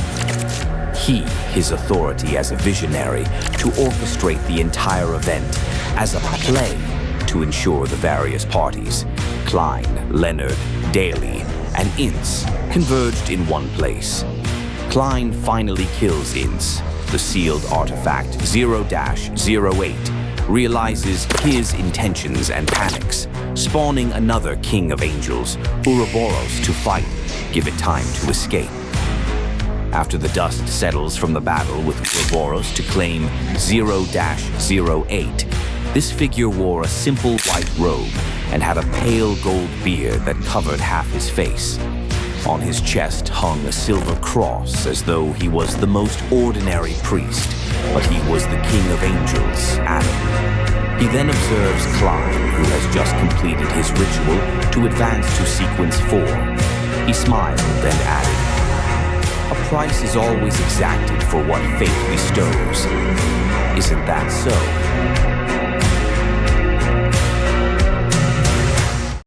This isn't just fog. This is at the cost of a secret ritual by the king. Baklan's suffering feeds something monstrous in the shadows. This whole situation on the surface being caused by Ince Zangwill, the demoness sect, and King George Augustus III of the Lowen Kingdom. The king's involvement also implicated other factions, such as the Witch Church and the Aurora Order. However, these parties were not doing this according to their own will. There was one person who willed these events for his own advancement and plan, the one who must not be named, the first pre-epic survivor who emerged from Chernobyl in the Second Epoch, took 2 steps forward, reached his hand out, and grabbed the very ordinary crucifix. His eyes gradually lost their look of confusion as the ends of his lips curled up slightly. He said in a deep voice, "Let there be light. Why are you showing me these? Wouldn't it be safer to hypnotize me and put me to sleep until Ammon becomes a god?" Adam's eyes were clear as he said with a warm expression, "To be frank, if the other party wasn't Ammon, then I'd be more willing to help you become the dominator of the spirit world. We have too many things in common. In a sense, we are old friends who have met before." With that said, he smiled and said, "We meet again, mysteries."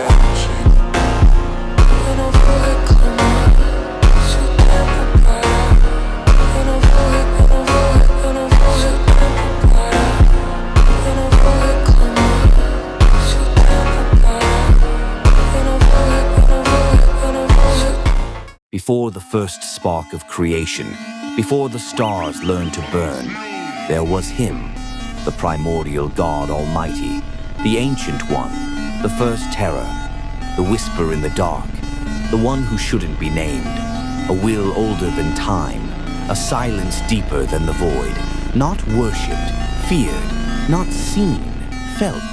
Every path bends to his shadow, every fate trembles in his hand. He does not rise, he does not fall, he simply is, the origin, the end, the Almighty, primordial God Almighty, former authorities visionary son, tyrant White Tower, hanged man, demoness, red priest Abyss, chained, former above the sequence. Among the multiple personas, the primordial God Almighty, and the celestial worthy of heaven and earth for blessings, were the most powerful and active great old ones on earth. According to Sasrir, not long after the ancient sun, God walked out of the Chaos Sea. He sensed that the previous God Almighty, the primordial God Almighty, was awakening inside his body. Therefore, he deliberately split a portion of his persona.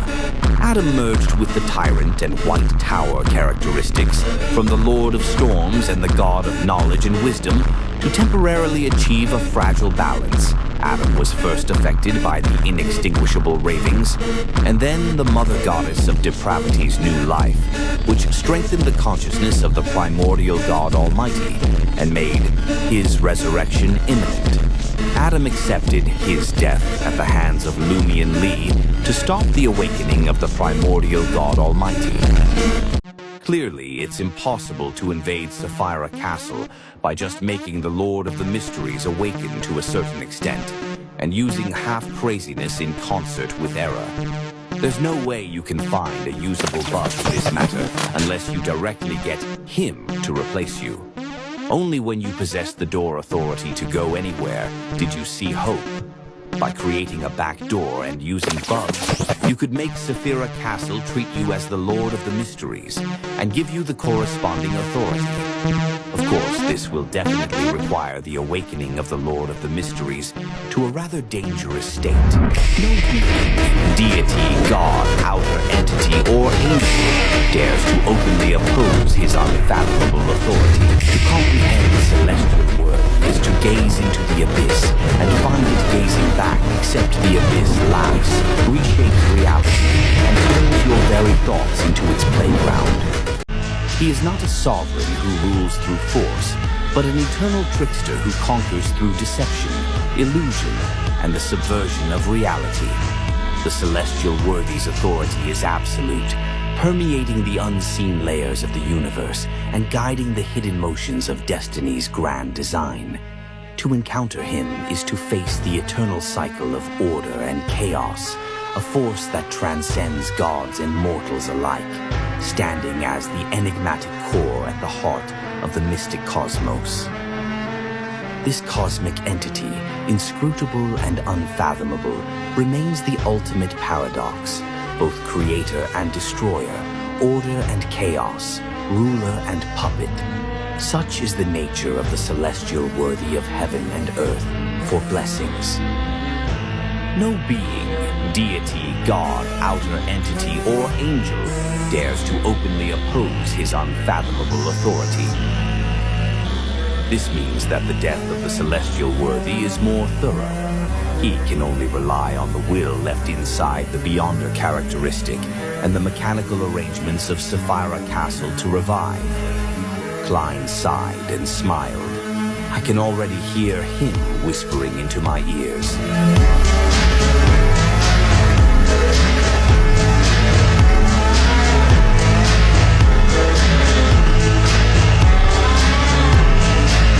The celestial worthy of heaven and earth for blessings is his title in the Western continent.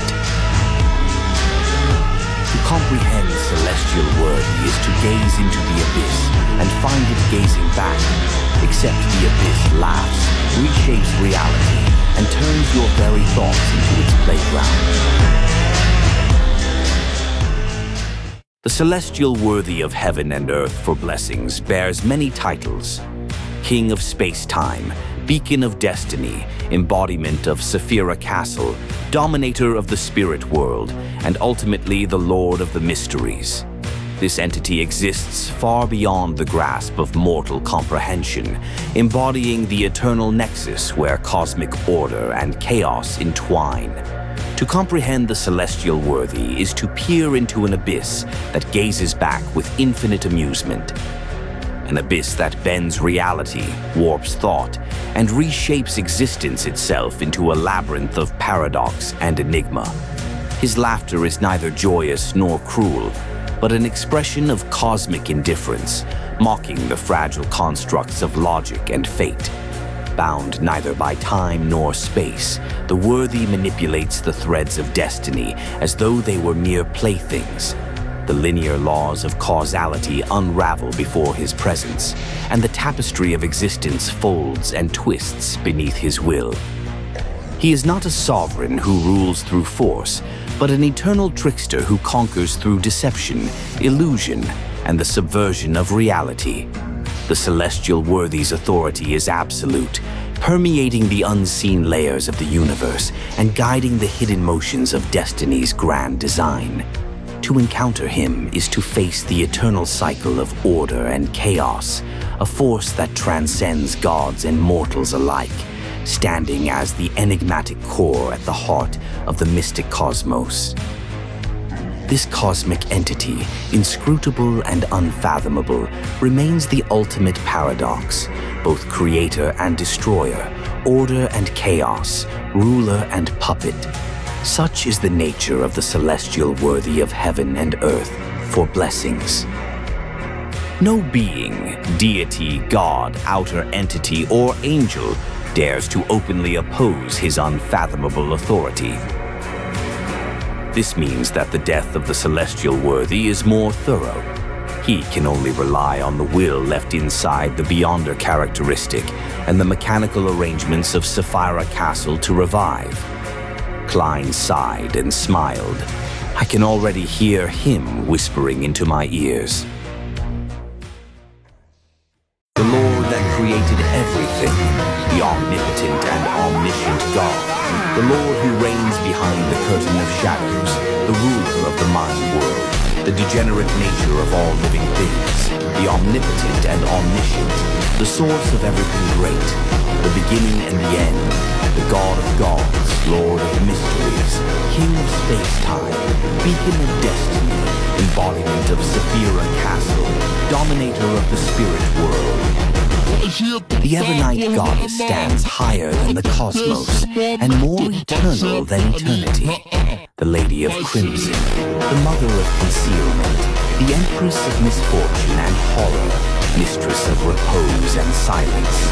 Praise the Mother of Concealment. Praise the Empress of Misfortune and Horror. Praise the Lady of Repose and Silence, the Evernight goddess, the Goddess of Misfortune.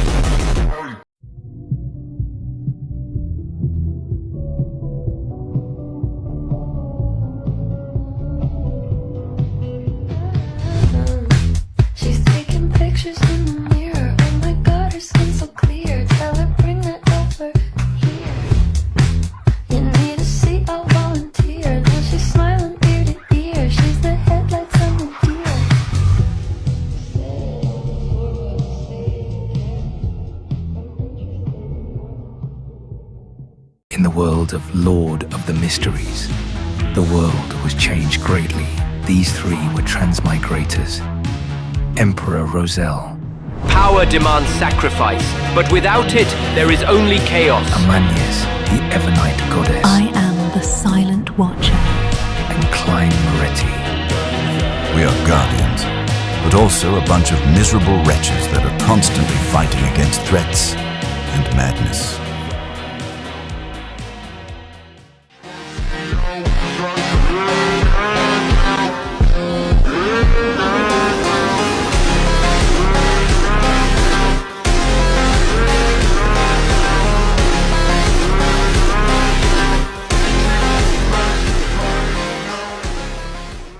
Lord of the Mysteries, there is one person who isn't talked about enough. The first from the modern era out of the Saphira Castle. She helped cause the death of the ancient sun god at his request, led to the fall of the Antigonus family, and she is 𝕒𝕗𝕝𝕝's blesser and protector. Praise the mother of concealment, praise the empress of misfortune and horror, praise the lady of repose and silence, the Evernight goddess, the goddess of misfortune. I am the veil that separates dreams from reality, the shadow that lingers when the world sleeps. In the quiet of the night, I whisper forgotten truths to those brave enough to listen. People feared the night long before they feared monsters, not because something watched from the dark, but because the dark remembered. In cities under her gaze, people stopped speaking after sunset. Words weighed too much, mistakes lasted too long. Those who defied her were not struck down, they simply disappeared from memory. Secrets faltered, luck thinned, promises faded. She did not need to appear. The silence was enough, and when the world went still, that was her answer. She did not punish openly. She did not demand worship loudly. Her presence was felt in what remained hidden, in what was allowed to pass without being seen. She did not need to descend. The night itself was her domain. And when the world fell silent, when lamps dimmed and prayers softened, that silence was not fear. It was reverence. I am the Silent Watcher, the eternal shadow that guards the balance. Stars burn brightest in the deepest darkness. Embrace the night, and you will find the strength you seek. I am the veil that separates dreams from reality, the shadow that lingers when the world sleeps. Praise the mother of concealment, praise the empress of misfortune and horror, praise the lady of repose and silence. Beauty is the soft glow that lingers in the quiet moments of night, unseen but deeply felt. In your heart lies a reflection of the cosmos, vast, mysterious, and endlessly beautiful. I am the keeper of night's beauty, a silent witness to the grace hidden within all things. Climb, the mortal who dares to tread where stars fear to burn. Your courage stirs the night itself.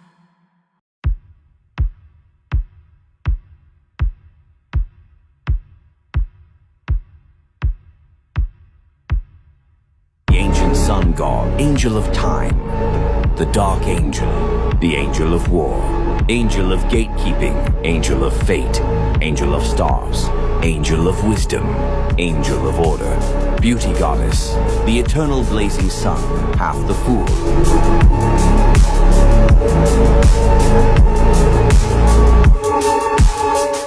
Tanto sussurra a história sem fim. A lua dança num céu de cetim, tão cheia de cor, silêncio que canta um sutil esplendor.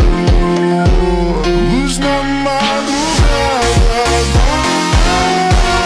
luz na madrugada. 22 pathways, each a thread in the grand tapestry of destiny. They spiral upward toward godhood or downward into madness, intertwining, clashing, and dissolving into the sea of time. Every step taken along a pathway demands a price. Sanity surrendered, humanity eroded. The fool that does not belong to this era. Adam, the ancient sun god. 𝕒𝕒𝕜𝕝, the god of deceit. Sasria, the dark angel. The Evernight goddess, the mother of concealment. The magician, 𝕄𝕒𝕜𝕝, the angel of war. Emperor Roselle.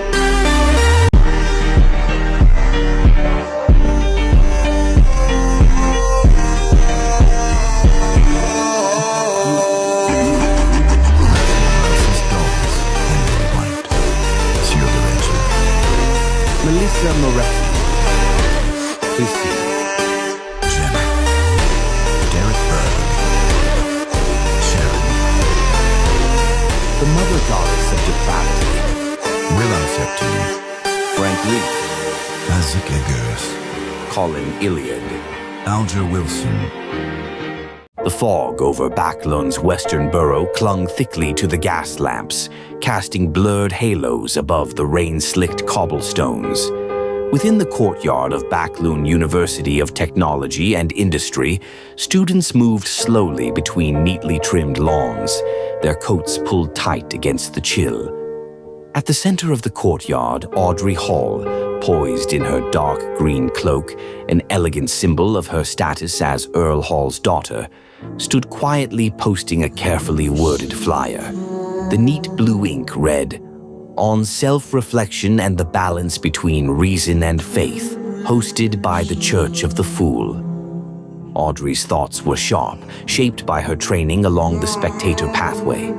Her mind dissected every word for nuance and clarity, balancing observational precision with the subtle intuition allowed by her dreamwalker abilities.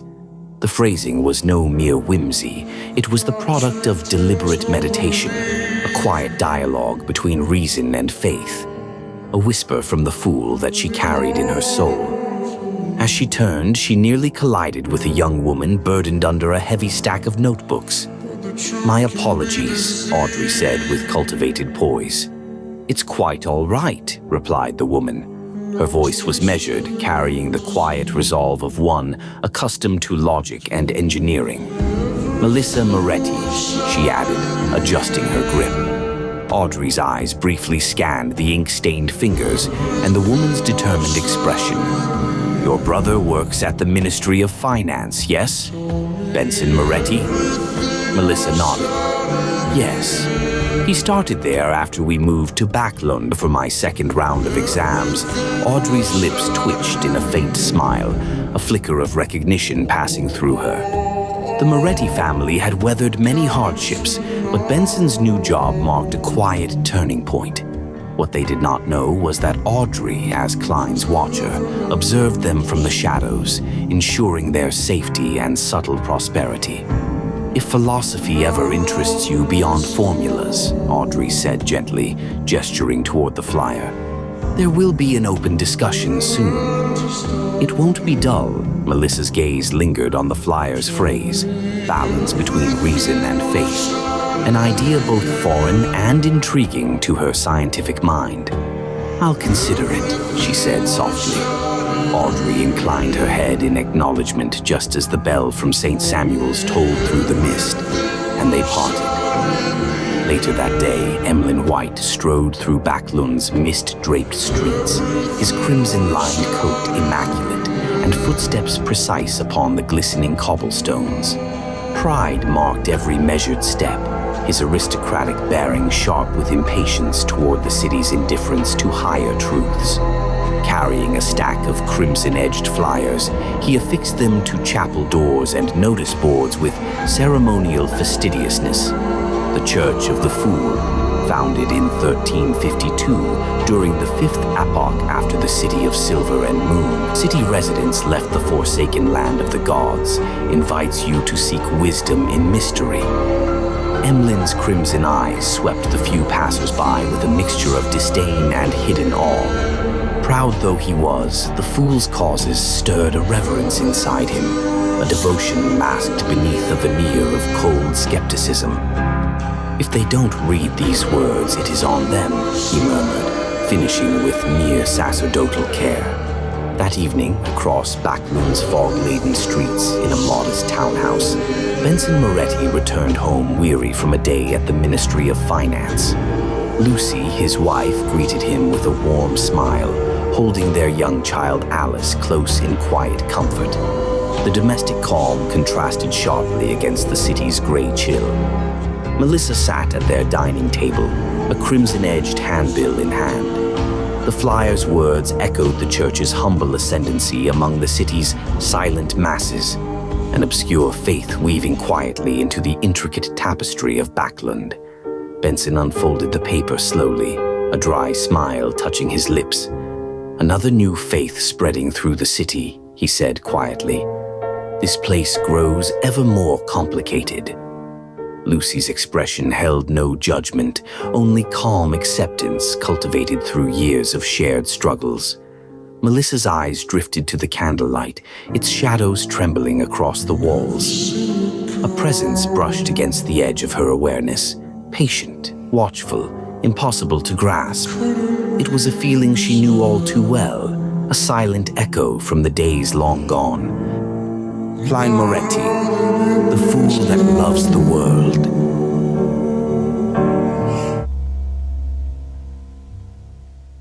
The fog over Backlund had not lifted by morning. It hung in soft sheets outside Audrey Hall's window as she reviewed the polished copy of her philosophical flyer anew. Reason and faith, self-reflection, balance. She felt the fool's approval lingering faintly from the night before. A nudge more subtle than intuition, yet more real than any dream. Leaving the estate once more, she posted a second set of flyers in key university corridors, her steps poised and her mind already crafting the next discussion's theme. The students around her glanced curiously at the elegant script. Some whispered about the enigmatic Fool's Church with equal parts wariness and intrigue. Audrey did not linger. She had no acquaintances here beyond polite society, no allies in person, no one who would guess her intentions. Her work was solitary, as all tarot club work must be. Yet she walked with quiet confidence, blissfully unaware of how her initiative would echo through Backlund's sprawling districts, weaving into the lives of people she had never touched. The Moretti home. In a modest parlor lit by one sturdy oil lamp, Benson Moretti folded the crimson-edged flyer Melissa had retrieved from the university entrance hall. His fingers moved slowly, flattening the page as if weighing the meaning behind the words. "It feels like every month this city grows a new philosophy," he murmured. Lucy smiled faintly from her chair, little Alice asleep in her lap. "Perhaps that's not a bad thing." Melissa leaned on the side table, her brows furrowed. That phrase, balance between reason and faith. I can't explain why it feels familiar. She hesitated, the rest of the thought slipping away as something brushed at the edge of her mind. Distant, patient, warm. A presence. Nothing she could name, nothing she had learned in the rigid world of machinery and engineering, but something she had once sensed long ago, before life became heavy and grief became habit. The lamp flickered. Her heartbeat steadied. Melissa looked away, but the memory, or whatever it truly was, lingered stubbornly behind her eyes. Meanwhile, Emlyn White left his final flyer pinned neatly to a notice board inside the quiet chapel of a secondary harvest church. Straightening the edges, he dusted off his gloves and stepped back, pleased with the symmetry of his arrangement. "This display is far more refined than the one in Southborough," he muttered to himself. He worked alone, without instruction, without ever consulting anyone from the Tarot Club. He simply remembered the slight shift in Mr. Fool's gaze during the last meeting after Justice spoke. It had not been a command, Mr. Fool rarely imposed commands, but a direction, a subtle orientation of theme. "Develop the mind," Emlyn murmured, recalling the Fool's intangible approval. "And the rest will follow." Even he, a self-respecting sanguine noble with little patience for human philosophical trends, felt the resonant logic in that guiding tone. As he stepped outside, he paused at the chapel doors, staring into the mist-drenched street. "People scoff at new churches," he said quietly, "but perhaps with proper teaching, they will learn to value the fool." He did not know that his quiet placements would soon cross paths with a struggling writer who lived on ideas and doubt, a woman whose pen would soon echo the very themes he unknowingly spread. Alger Wilson stood at his desk in his modest apartment near the docks, rereading the coded message he had just completed. He sealed the letter with deliberate care, ensuring not even the slightest inconsistency in its pattern. The message contained carefully veiled theological discussion intended for an associate in the Church of St. Samuel's, a leader of a small scholarly circle with whom Alger occasionally exchanged layered academic commentary. His phrasing subtly encouraged critical thinking, exploration of faith, and even the possibility of collaboration with open-minded students. But nowhere was the fool's name mentioned, nowhere the Tarot Club, nowhere the justice who initiated this chain of ripples. The Tarot members never met face-to-face, never exchanged favors directly, never revealed their identities. And yet the ideas would spread. Alger placed the letter in a messenger drop and returned to his sparse room. Outside, the sea wind pressed against the window pane, humming with distant voices of sailors and dock workers moving through the fog.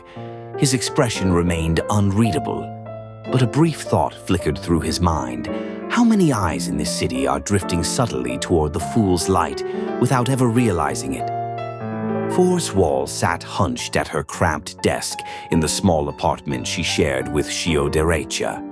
The lamp flame wavered, casting elongated shadows across stacks of manuscripts, ink bottles, half-finished research notes, and the disorganized remnants of 3 abandoned plot outlines.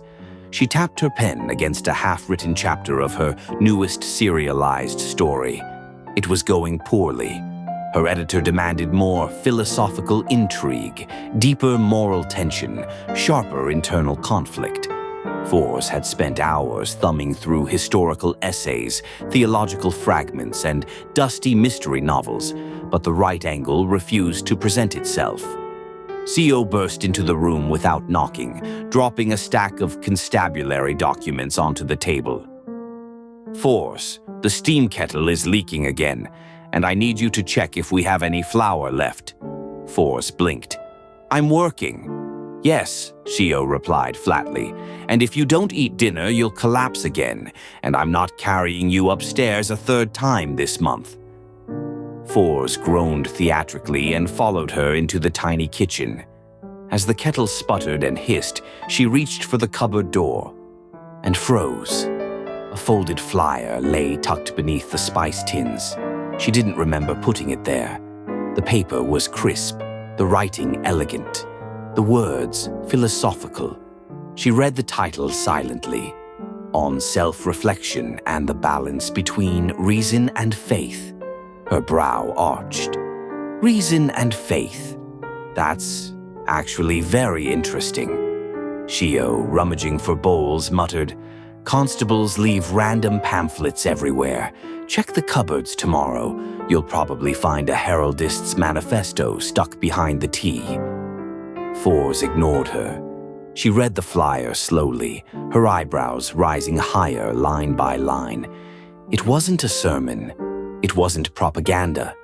It didn't belong to any major church. It was measured, thoughtful, open-ended. It invited inquiry without declaring answers. Exactly the sort of ideological tension her editor begged her to explore. Then she reached the signature, Church of the Fool. Her breath hitched, not out of fear, but recognition. Memories from the last tarot meeting flickered, Justice speaking cautiously of promoting self-reflective thought, the fool's brief, unreadable shift of attention. Force pressed her lips together. Could this be? She shook her head sharply. No, impossible. They don't act openly, and certainly not through kitchen cupboards. Yet an idea flashed through her mind, bright and immediate. A moral dilemma built on doubt and faith. A protagonist torn between logic and belief, a narrative spine she'd been searching for. She hurried back to her desk, scribbling notes at breakneck speed. CO reappeared in the doorway. "You forgot the flower." Fours didn't look up. CO, revelation doesn't wait for flower. CO sighed but let the matter drop. The invisible web tightens. None of them met. None of them spoke. None knew the other's roles. Yet Audrey's careful flyer traveled farther than intention alone could carry it. Emlyn's refined placements echoed its themes across 3 scattered churches. Alger's coded message stirred discourse among scholars who unknowingly stood at the edges of a new philosophical movement. Melissa Moretti felt a tremor of recognition, an echo of a brother whose fate she could not begin to imagine. And Four's wall, bright, stubborn Four's, caught the spark fully, molding it into the heart of her next literary arc. Their actions, each conducted in isolation, formed a strange harmony, a quiet current, a pattern invisible to all of them, yet perfectly aligned like threads drawn together by the soft, sleeping breath of a hidden god. The evening after the flyer unsettled her thoughts, Melissa returned to her room with a heaviness she couldn't quite name. Her textbooks lay open on the desk, mechanical diagrams, energy flow equations, a half-finished project draft she had planned to submit to the Backlund University of Technology and Industry when her transfer request finalized. She sat, but her eyes weren't on the formulas. They kept drifting back to the crimson-edged flyer, still left on the table where Benson had set it aside. Balance between reason and faith. The phrase pulsed faintly in her mind. Not supernaturally. Melissa was too grounded, too rational, to leap to such conclusions. But the ideas resonated with a depth she hadn't expected.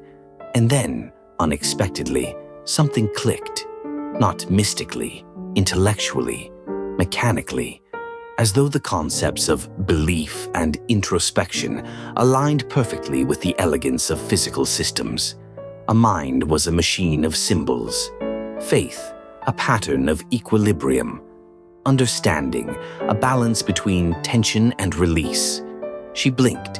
Her pencil was already in her hand. Pages filled rapidly, not with theology, but with a sudden surge of insight into her engineering project. Solutions she had fought for days now unfolded with startling clarity.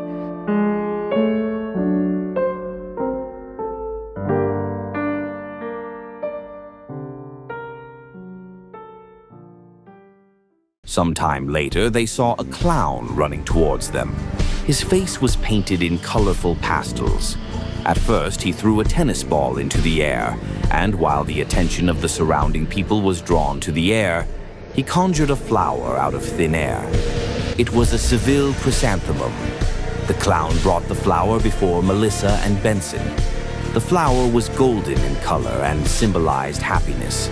Melissa and Benson looked at the clown in a daze. All they saw was a wide smile plastered over the pastel face. It was a happy smile, an exaggerated smile, a ridiculous smile. Benson and Melissa also looked away and cast their gaze to the smoky pillars in the garden in the middle of the street as they looked forward to seeing the underground transportation system in Backlund. Carrying his suitcase with an expressionless look, Klein walked past them with his body kept straight. He entered the departure station, facing the mass of people pouring into the land of hope, people filled with wonderful hopes in their hearts. It was the best of times. It was the worst of times. He is. He just had his dinner after a busy day at work, the malt-colored lad replied politely. May I know who you are? Klein chortled and said, Tell the good detective that a friend of his has returned from his vacation. The young man was taken aback as he blurted out, Mr. Sherlock Moriarty. Klein's gaze froze as though he had returned to Earth and had walked onto the streets which were filled with people. Then he noticed that 3 cocoons had opened. They were empty and were swaying with the wind. Raising his head, Klein took in this sight as he observed in silence. Suddenly, Klein's body trembled. His voice came to a halt as he froze on the spot. In his line of sight, a figure had appeared on a chair beside the full-body mirror in the room. He was a young man of medium build, wearing a dark-colored jacket and trousers. He looked like a mixed blood man with Loan and Balam roots. This was the Marionette that Klein had lost, winner 𝕄𝕒𝕜. 𝕄𝕒𝕜 smiled as he faced Klein's pair of eyes that could no longer move. Don't randomly leave your marionettes around. They can be tracked. As he spoke, he slowly stood up. He casually took out a crystal monocle from his pocket and slowly wore it on his right eye. At that moment, he seemed to see his parents, his deceased teammates like Joshua and Antiona, Lovia in a purple-patterned black robe, and the grizzled 𝕐𝕠𝕦𝕣. They stood beside him and pressed their hands against the door, pushing the grayish-blue door with him. Beads of water streamed down Derek's face as a heavy creaking sound echoed in his ears. A crack appeared, letting golden sunlight flood in. The gap grew bigger and bigger, and a golden sea gradually appeared in Derek's eyes, presenting itself in front of 𝕐𝕠𝕦𝕣's eyes. Upon seeing this scene, the corners of 𝕐𝕠𝕦𝕣's lips twitched slightly as he bathed in the warm sunlight. The corners of his lips pulled up slightly as he revealed a faint smile and a faint yearning, his body evaporating bit by bit. Light was the meaning to everything. The Evernight goddess's projection said with a smile, "I'm not sure where you were hanging above that door of light. After I left, I never went back again." Indeed, Klein sighed inwardly. From the details, he confirmed the origins of the Evernight goddess Ammonius. The three cocoons of light that tore open were side by side, he replied simply. The Evernight goddess's projection was silently floating in the darkness, giving off a surreal feeling. She said softly, "The people there were all candidates meant for the Lord of the Mysteries revival. But due to some unknown incident, he lost control of many things. If it wasn't for that, I would have died long ago and lived with the identity of the Lord of the Mysteries. Then you and Roselle wouldn't have had the chance to return to reality. This means that the death of the celestial worthy is more thorough. He can only rely on the will left inside the Beyonder characteristic and the mechanical arrangements of Sapphira Castle to revive." Klein sighed and smiled. I can already hear him whispering into my ears. Backlund, in a solarium of a terrace house. Melissa walked in with a girl who was clearly less than 10 years old. "Aunt Melissa, why here?" the little girl asked, puzzled. "All the stories I heard had mysterious rituals held in the basement." With her hair tied up, the bespectacled Melissa smiled and said, "Those are unconventional mysticism rituals." She pointed at the altar that had been set up and the unlit candles and said, "You may begin." "Really?" The little girl tilted her head to look at the bright sunshine outside the window. "Do we need to draw the curtains?" "There's no need. It's pretty good this way." After Melissa answered, she smiled at the little girl while she awkwardly mimicked her usual method of holding rituals in a clumsy and unfamiliar manner. During this process, she would instruct her from time to time, and even personally help her to complete the pre-ritual preparations. "All right, repeat after me." Melissa took a deep breath as her expression gradually turned staid. "Yes, yes." The little girl tried her best to appear stern. Melissa looked at the candle flames on the altar for a few seconds before slowly reciting an ancient Hermes. "The fool that does not belong to this era. Da pool that done belong to dis ella." The little girl had never learned ancient Hermes before. Although she tried her best to imitate her aunt, she still didn't know what she was saying. "The mysterious ruler above the gray fog," Melissa continued reciting. "Da Mester West Luler above the Gway Pog," the little girl recited in all seriousness. "You are the king of yellow and black who wields good luck." After Melissa finished reciting, the candle at the end didn't wait for the little girl to imitate her. It immediately burgeoned to the size of a human head. In the large flame, a slippery tentacle with a somewhat sinister pattern extended out in an indiscernible manner. It was extremely slow. The little girl was stunned. She retreated and hid behind her aunt.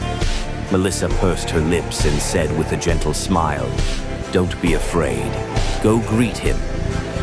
The little girl timidly poked her head out from behind her aunt and saw the terrifying, slimy tentacle gently swaying in the brilliant sunlight that shone through the windows.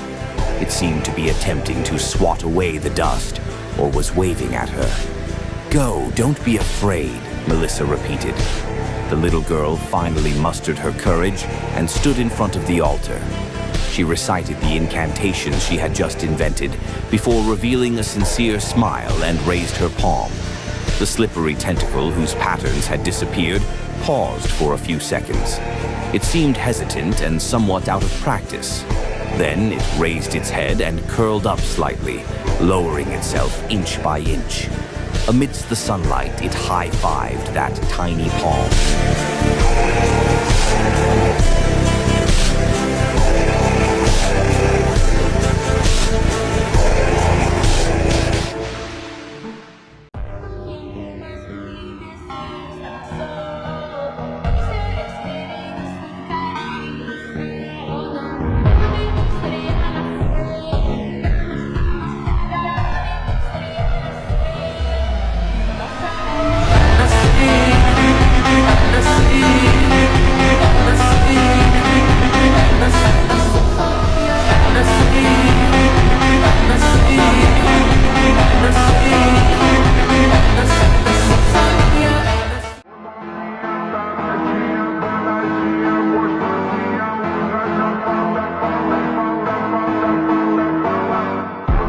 Is ruthless, and only the ruthless survive. Mercy is a luxury I can't afford. There are no friends, only tools and obstacles. Power isn't given, it's taken. If you don't move first, you're already dead. Although being capable of knowing a little about fate, one remains helpless towards fate. Therefore, one might as well use a smiling face to hide all the pain, sorrow, confusion, and depression. A story belongs to the reader as much as the writer, and sometimes it takes a reader to finish what the characters cannot. I was never chosen by fate, never destined to be the hero, but that's why my choices are real, because they're mine alone.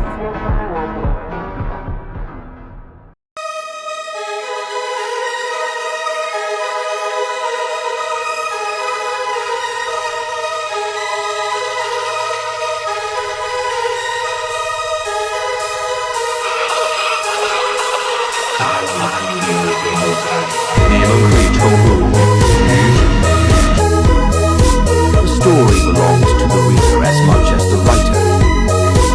If you don't move first, you're already dead. Luck is something you have to make happen yourself.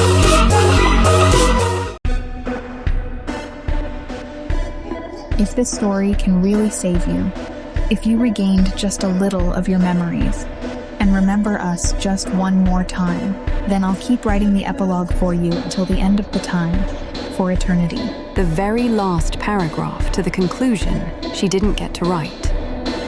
There are 3 ways to survive in a ruined world. She then heard Zhonghui shouting out, "Han Su-yong!"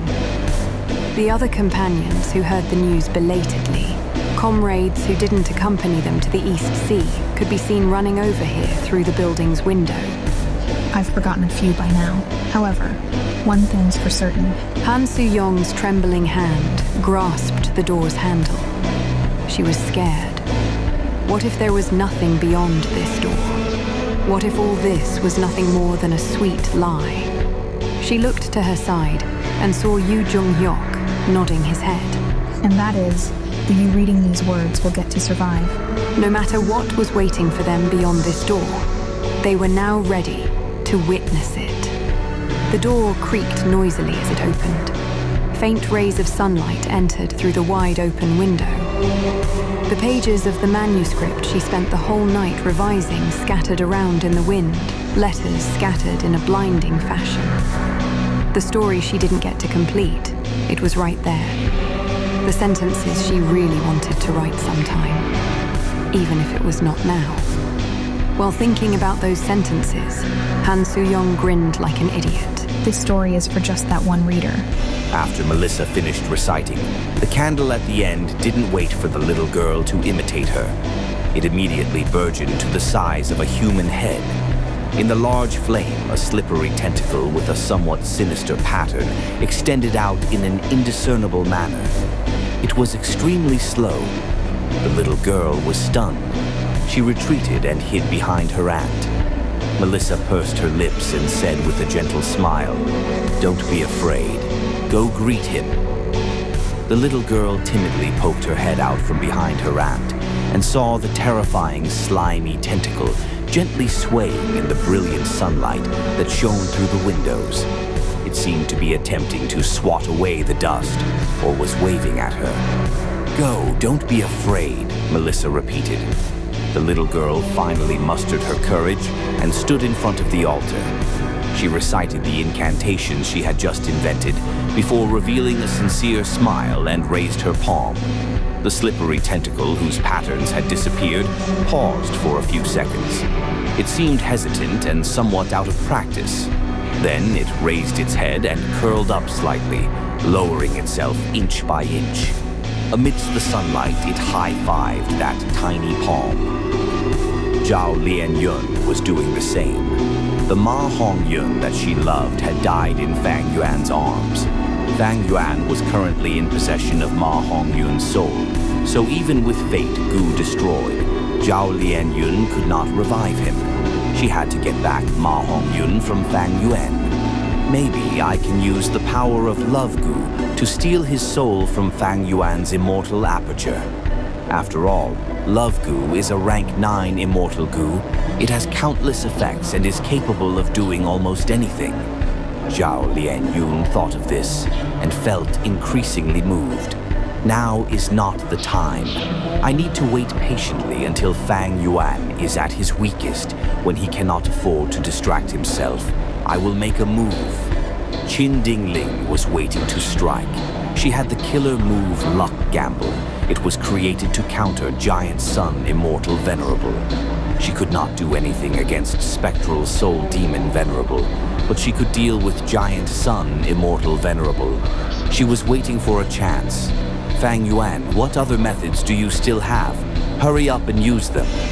After attacking for a long time with no results, Giant Sun Immortal Venerable started to get anxious. He shouted towards Fang Yuan.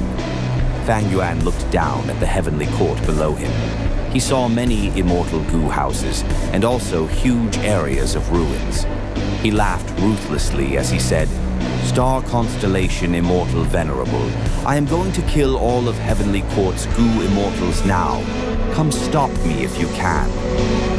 However, ghosts aren't like gods, so naturally there are even more taboos. While this Ghost King is powerful, his personality is peculiar and extreme.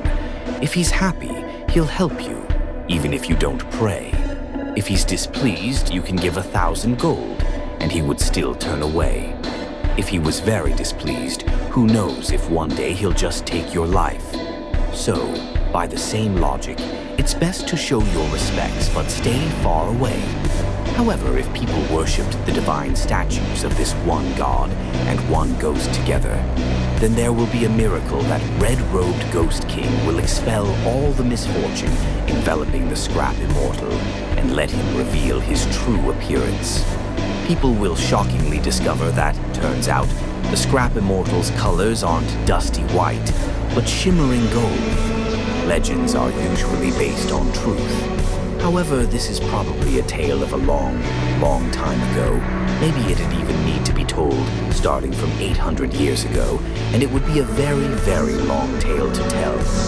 People might not have the patience to listen. But what can be certain is, in order to have both of them display their strongest powers, the two must be worshipped together. This way, one can receive double the fortune and twice the invincibility. By the heaven official's blessing, no paths are bound. But all the ether leaves Arthur's body. It still fills the room, some particles being absorbed into Regis, others clinging to Sylvie, but more is now pouring back out of the basement chamber. Meanwhile, Arthur's life spark grows brighter within his body. It shifts and moves, as if he's somehow taken control of his own life energy. But the draw has moved on. The wisp no longer feels the pull here, but from farther away. Much farther. Slowly at first, but quickly picking up speed, the wisp is carried out along with the rest of the ether, streaming back toward the towering spire. It moves up the full height of it before piercing the final barriers of the upper atmosphere, then out into the beyond. Catching reflected light, it is whisked across open space, and the pressure continues to recede.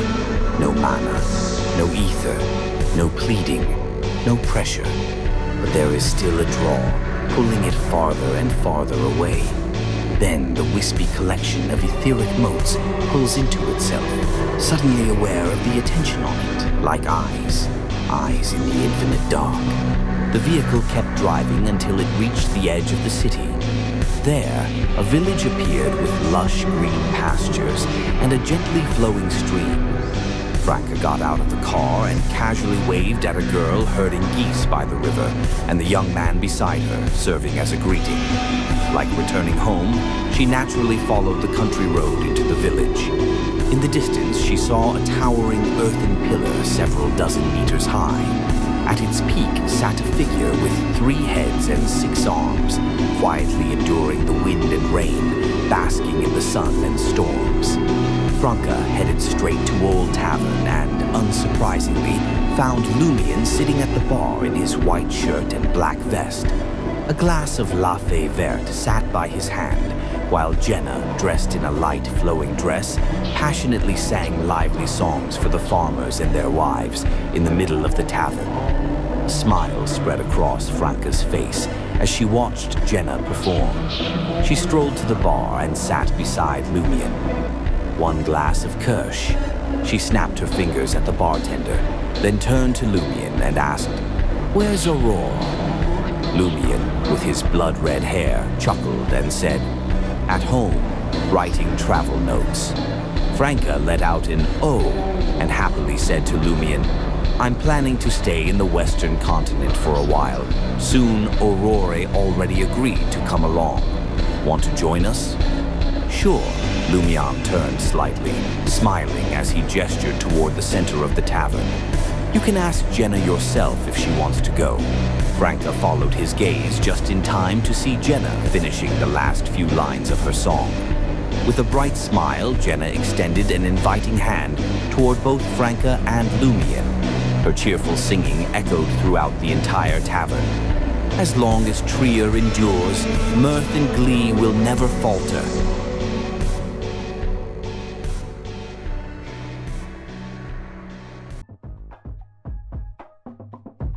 𝕒𝕤𝕝, the fool, Adam, the ancient sun god, Ammon, the god of deceit, the Evernight goddess, the goddess of misfortune. My name ain't Keith, but I see the way you sweat, man. LA, Miami, New York, say no more, get on the floor. お前、また上限と戦ったんだってな。5体満足とは運の強いやつだ。おかげさまで、なんとか生き残ることができました。おう、ここで休んでなまった体を存分に叩き起こしな。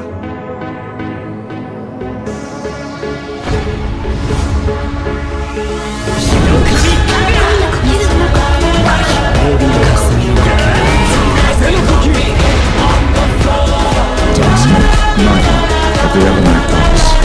Inspector Leonard Mitchell, wish to address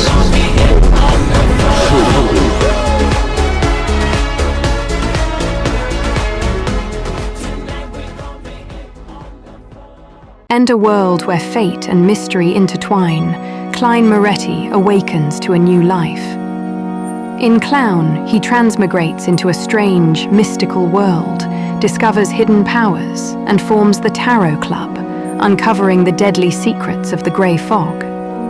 In Faceless, identities blur as conspiracies deepen, allies fall, and the cost of knowledge becomes painfully clear. Klein's rise among the Beyonders begins.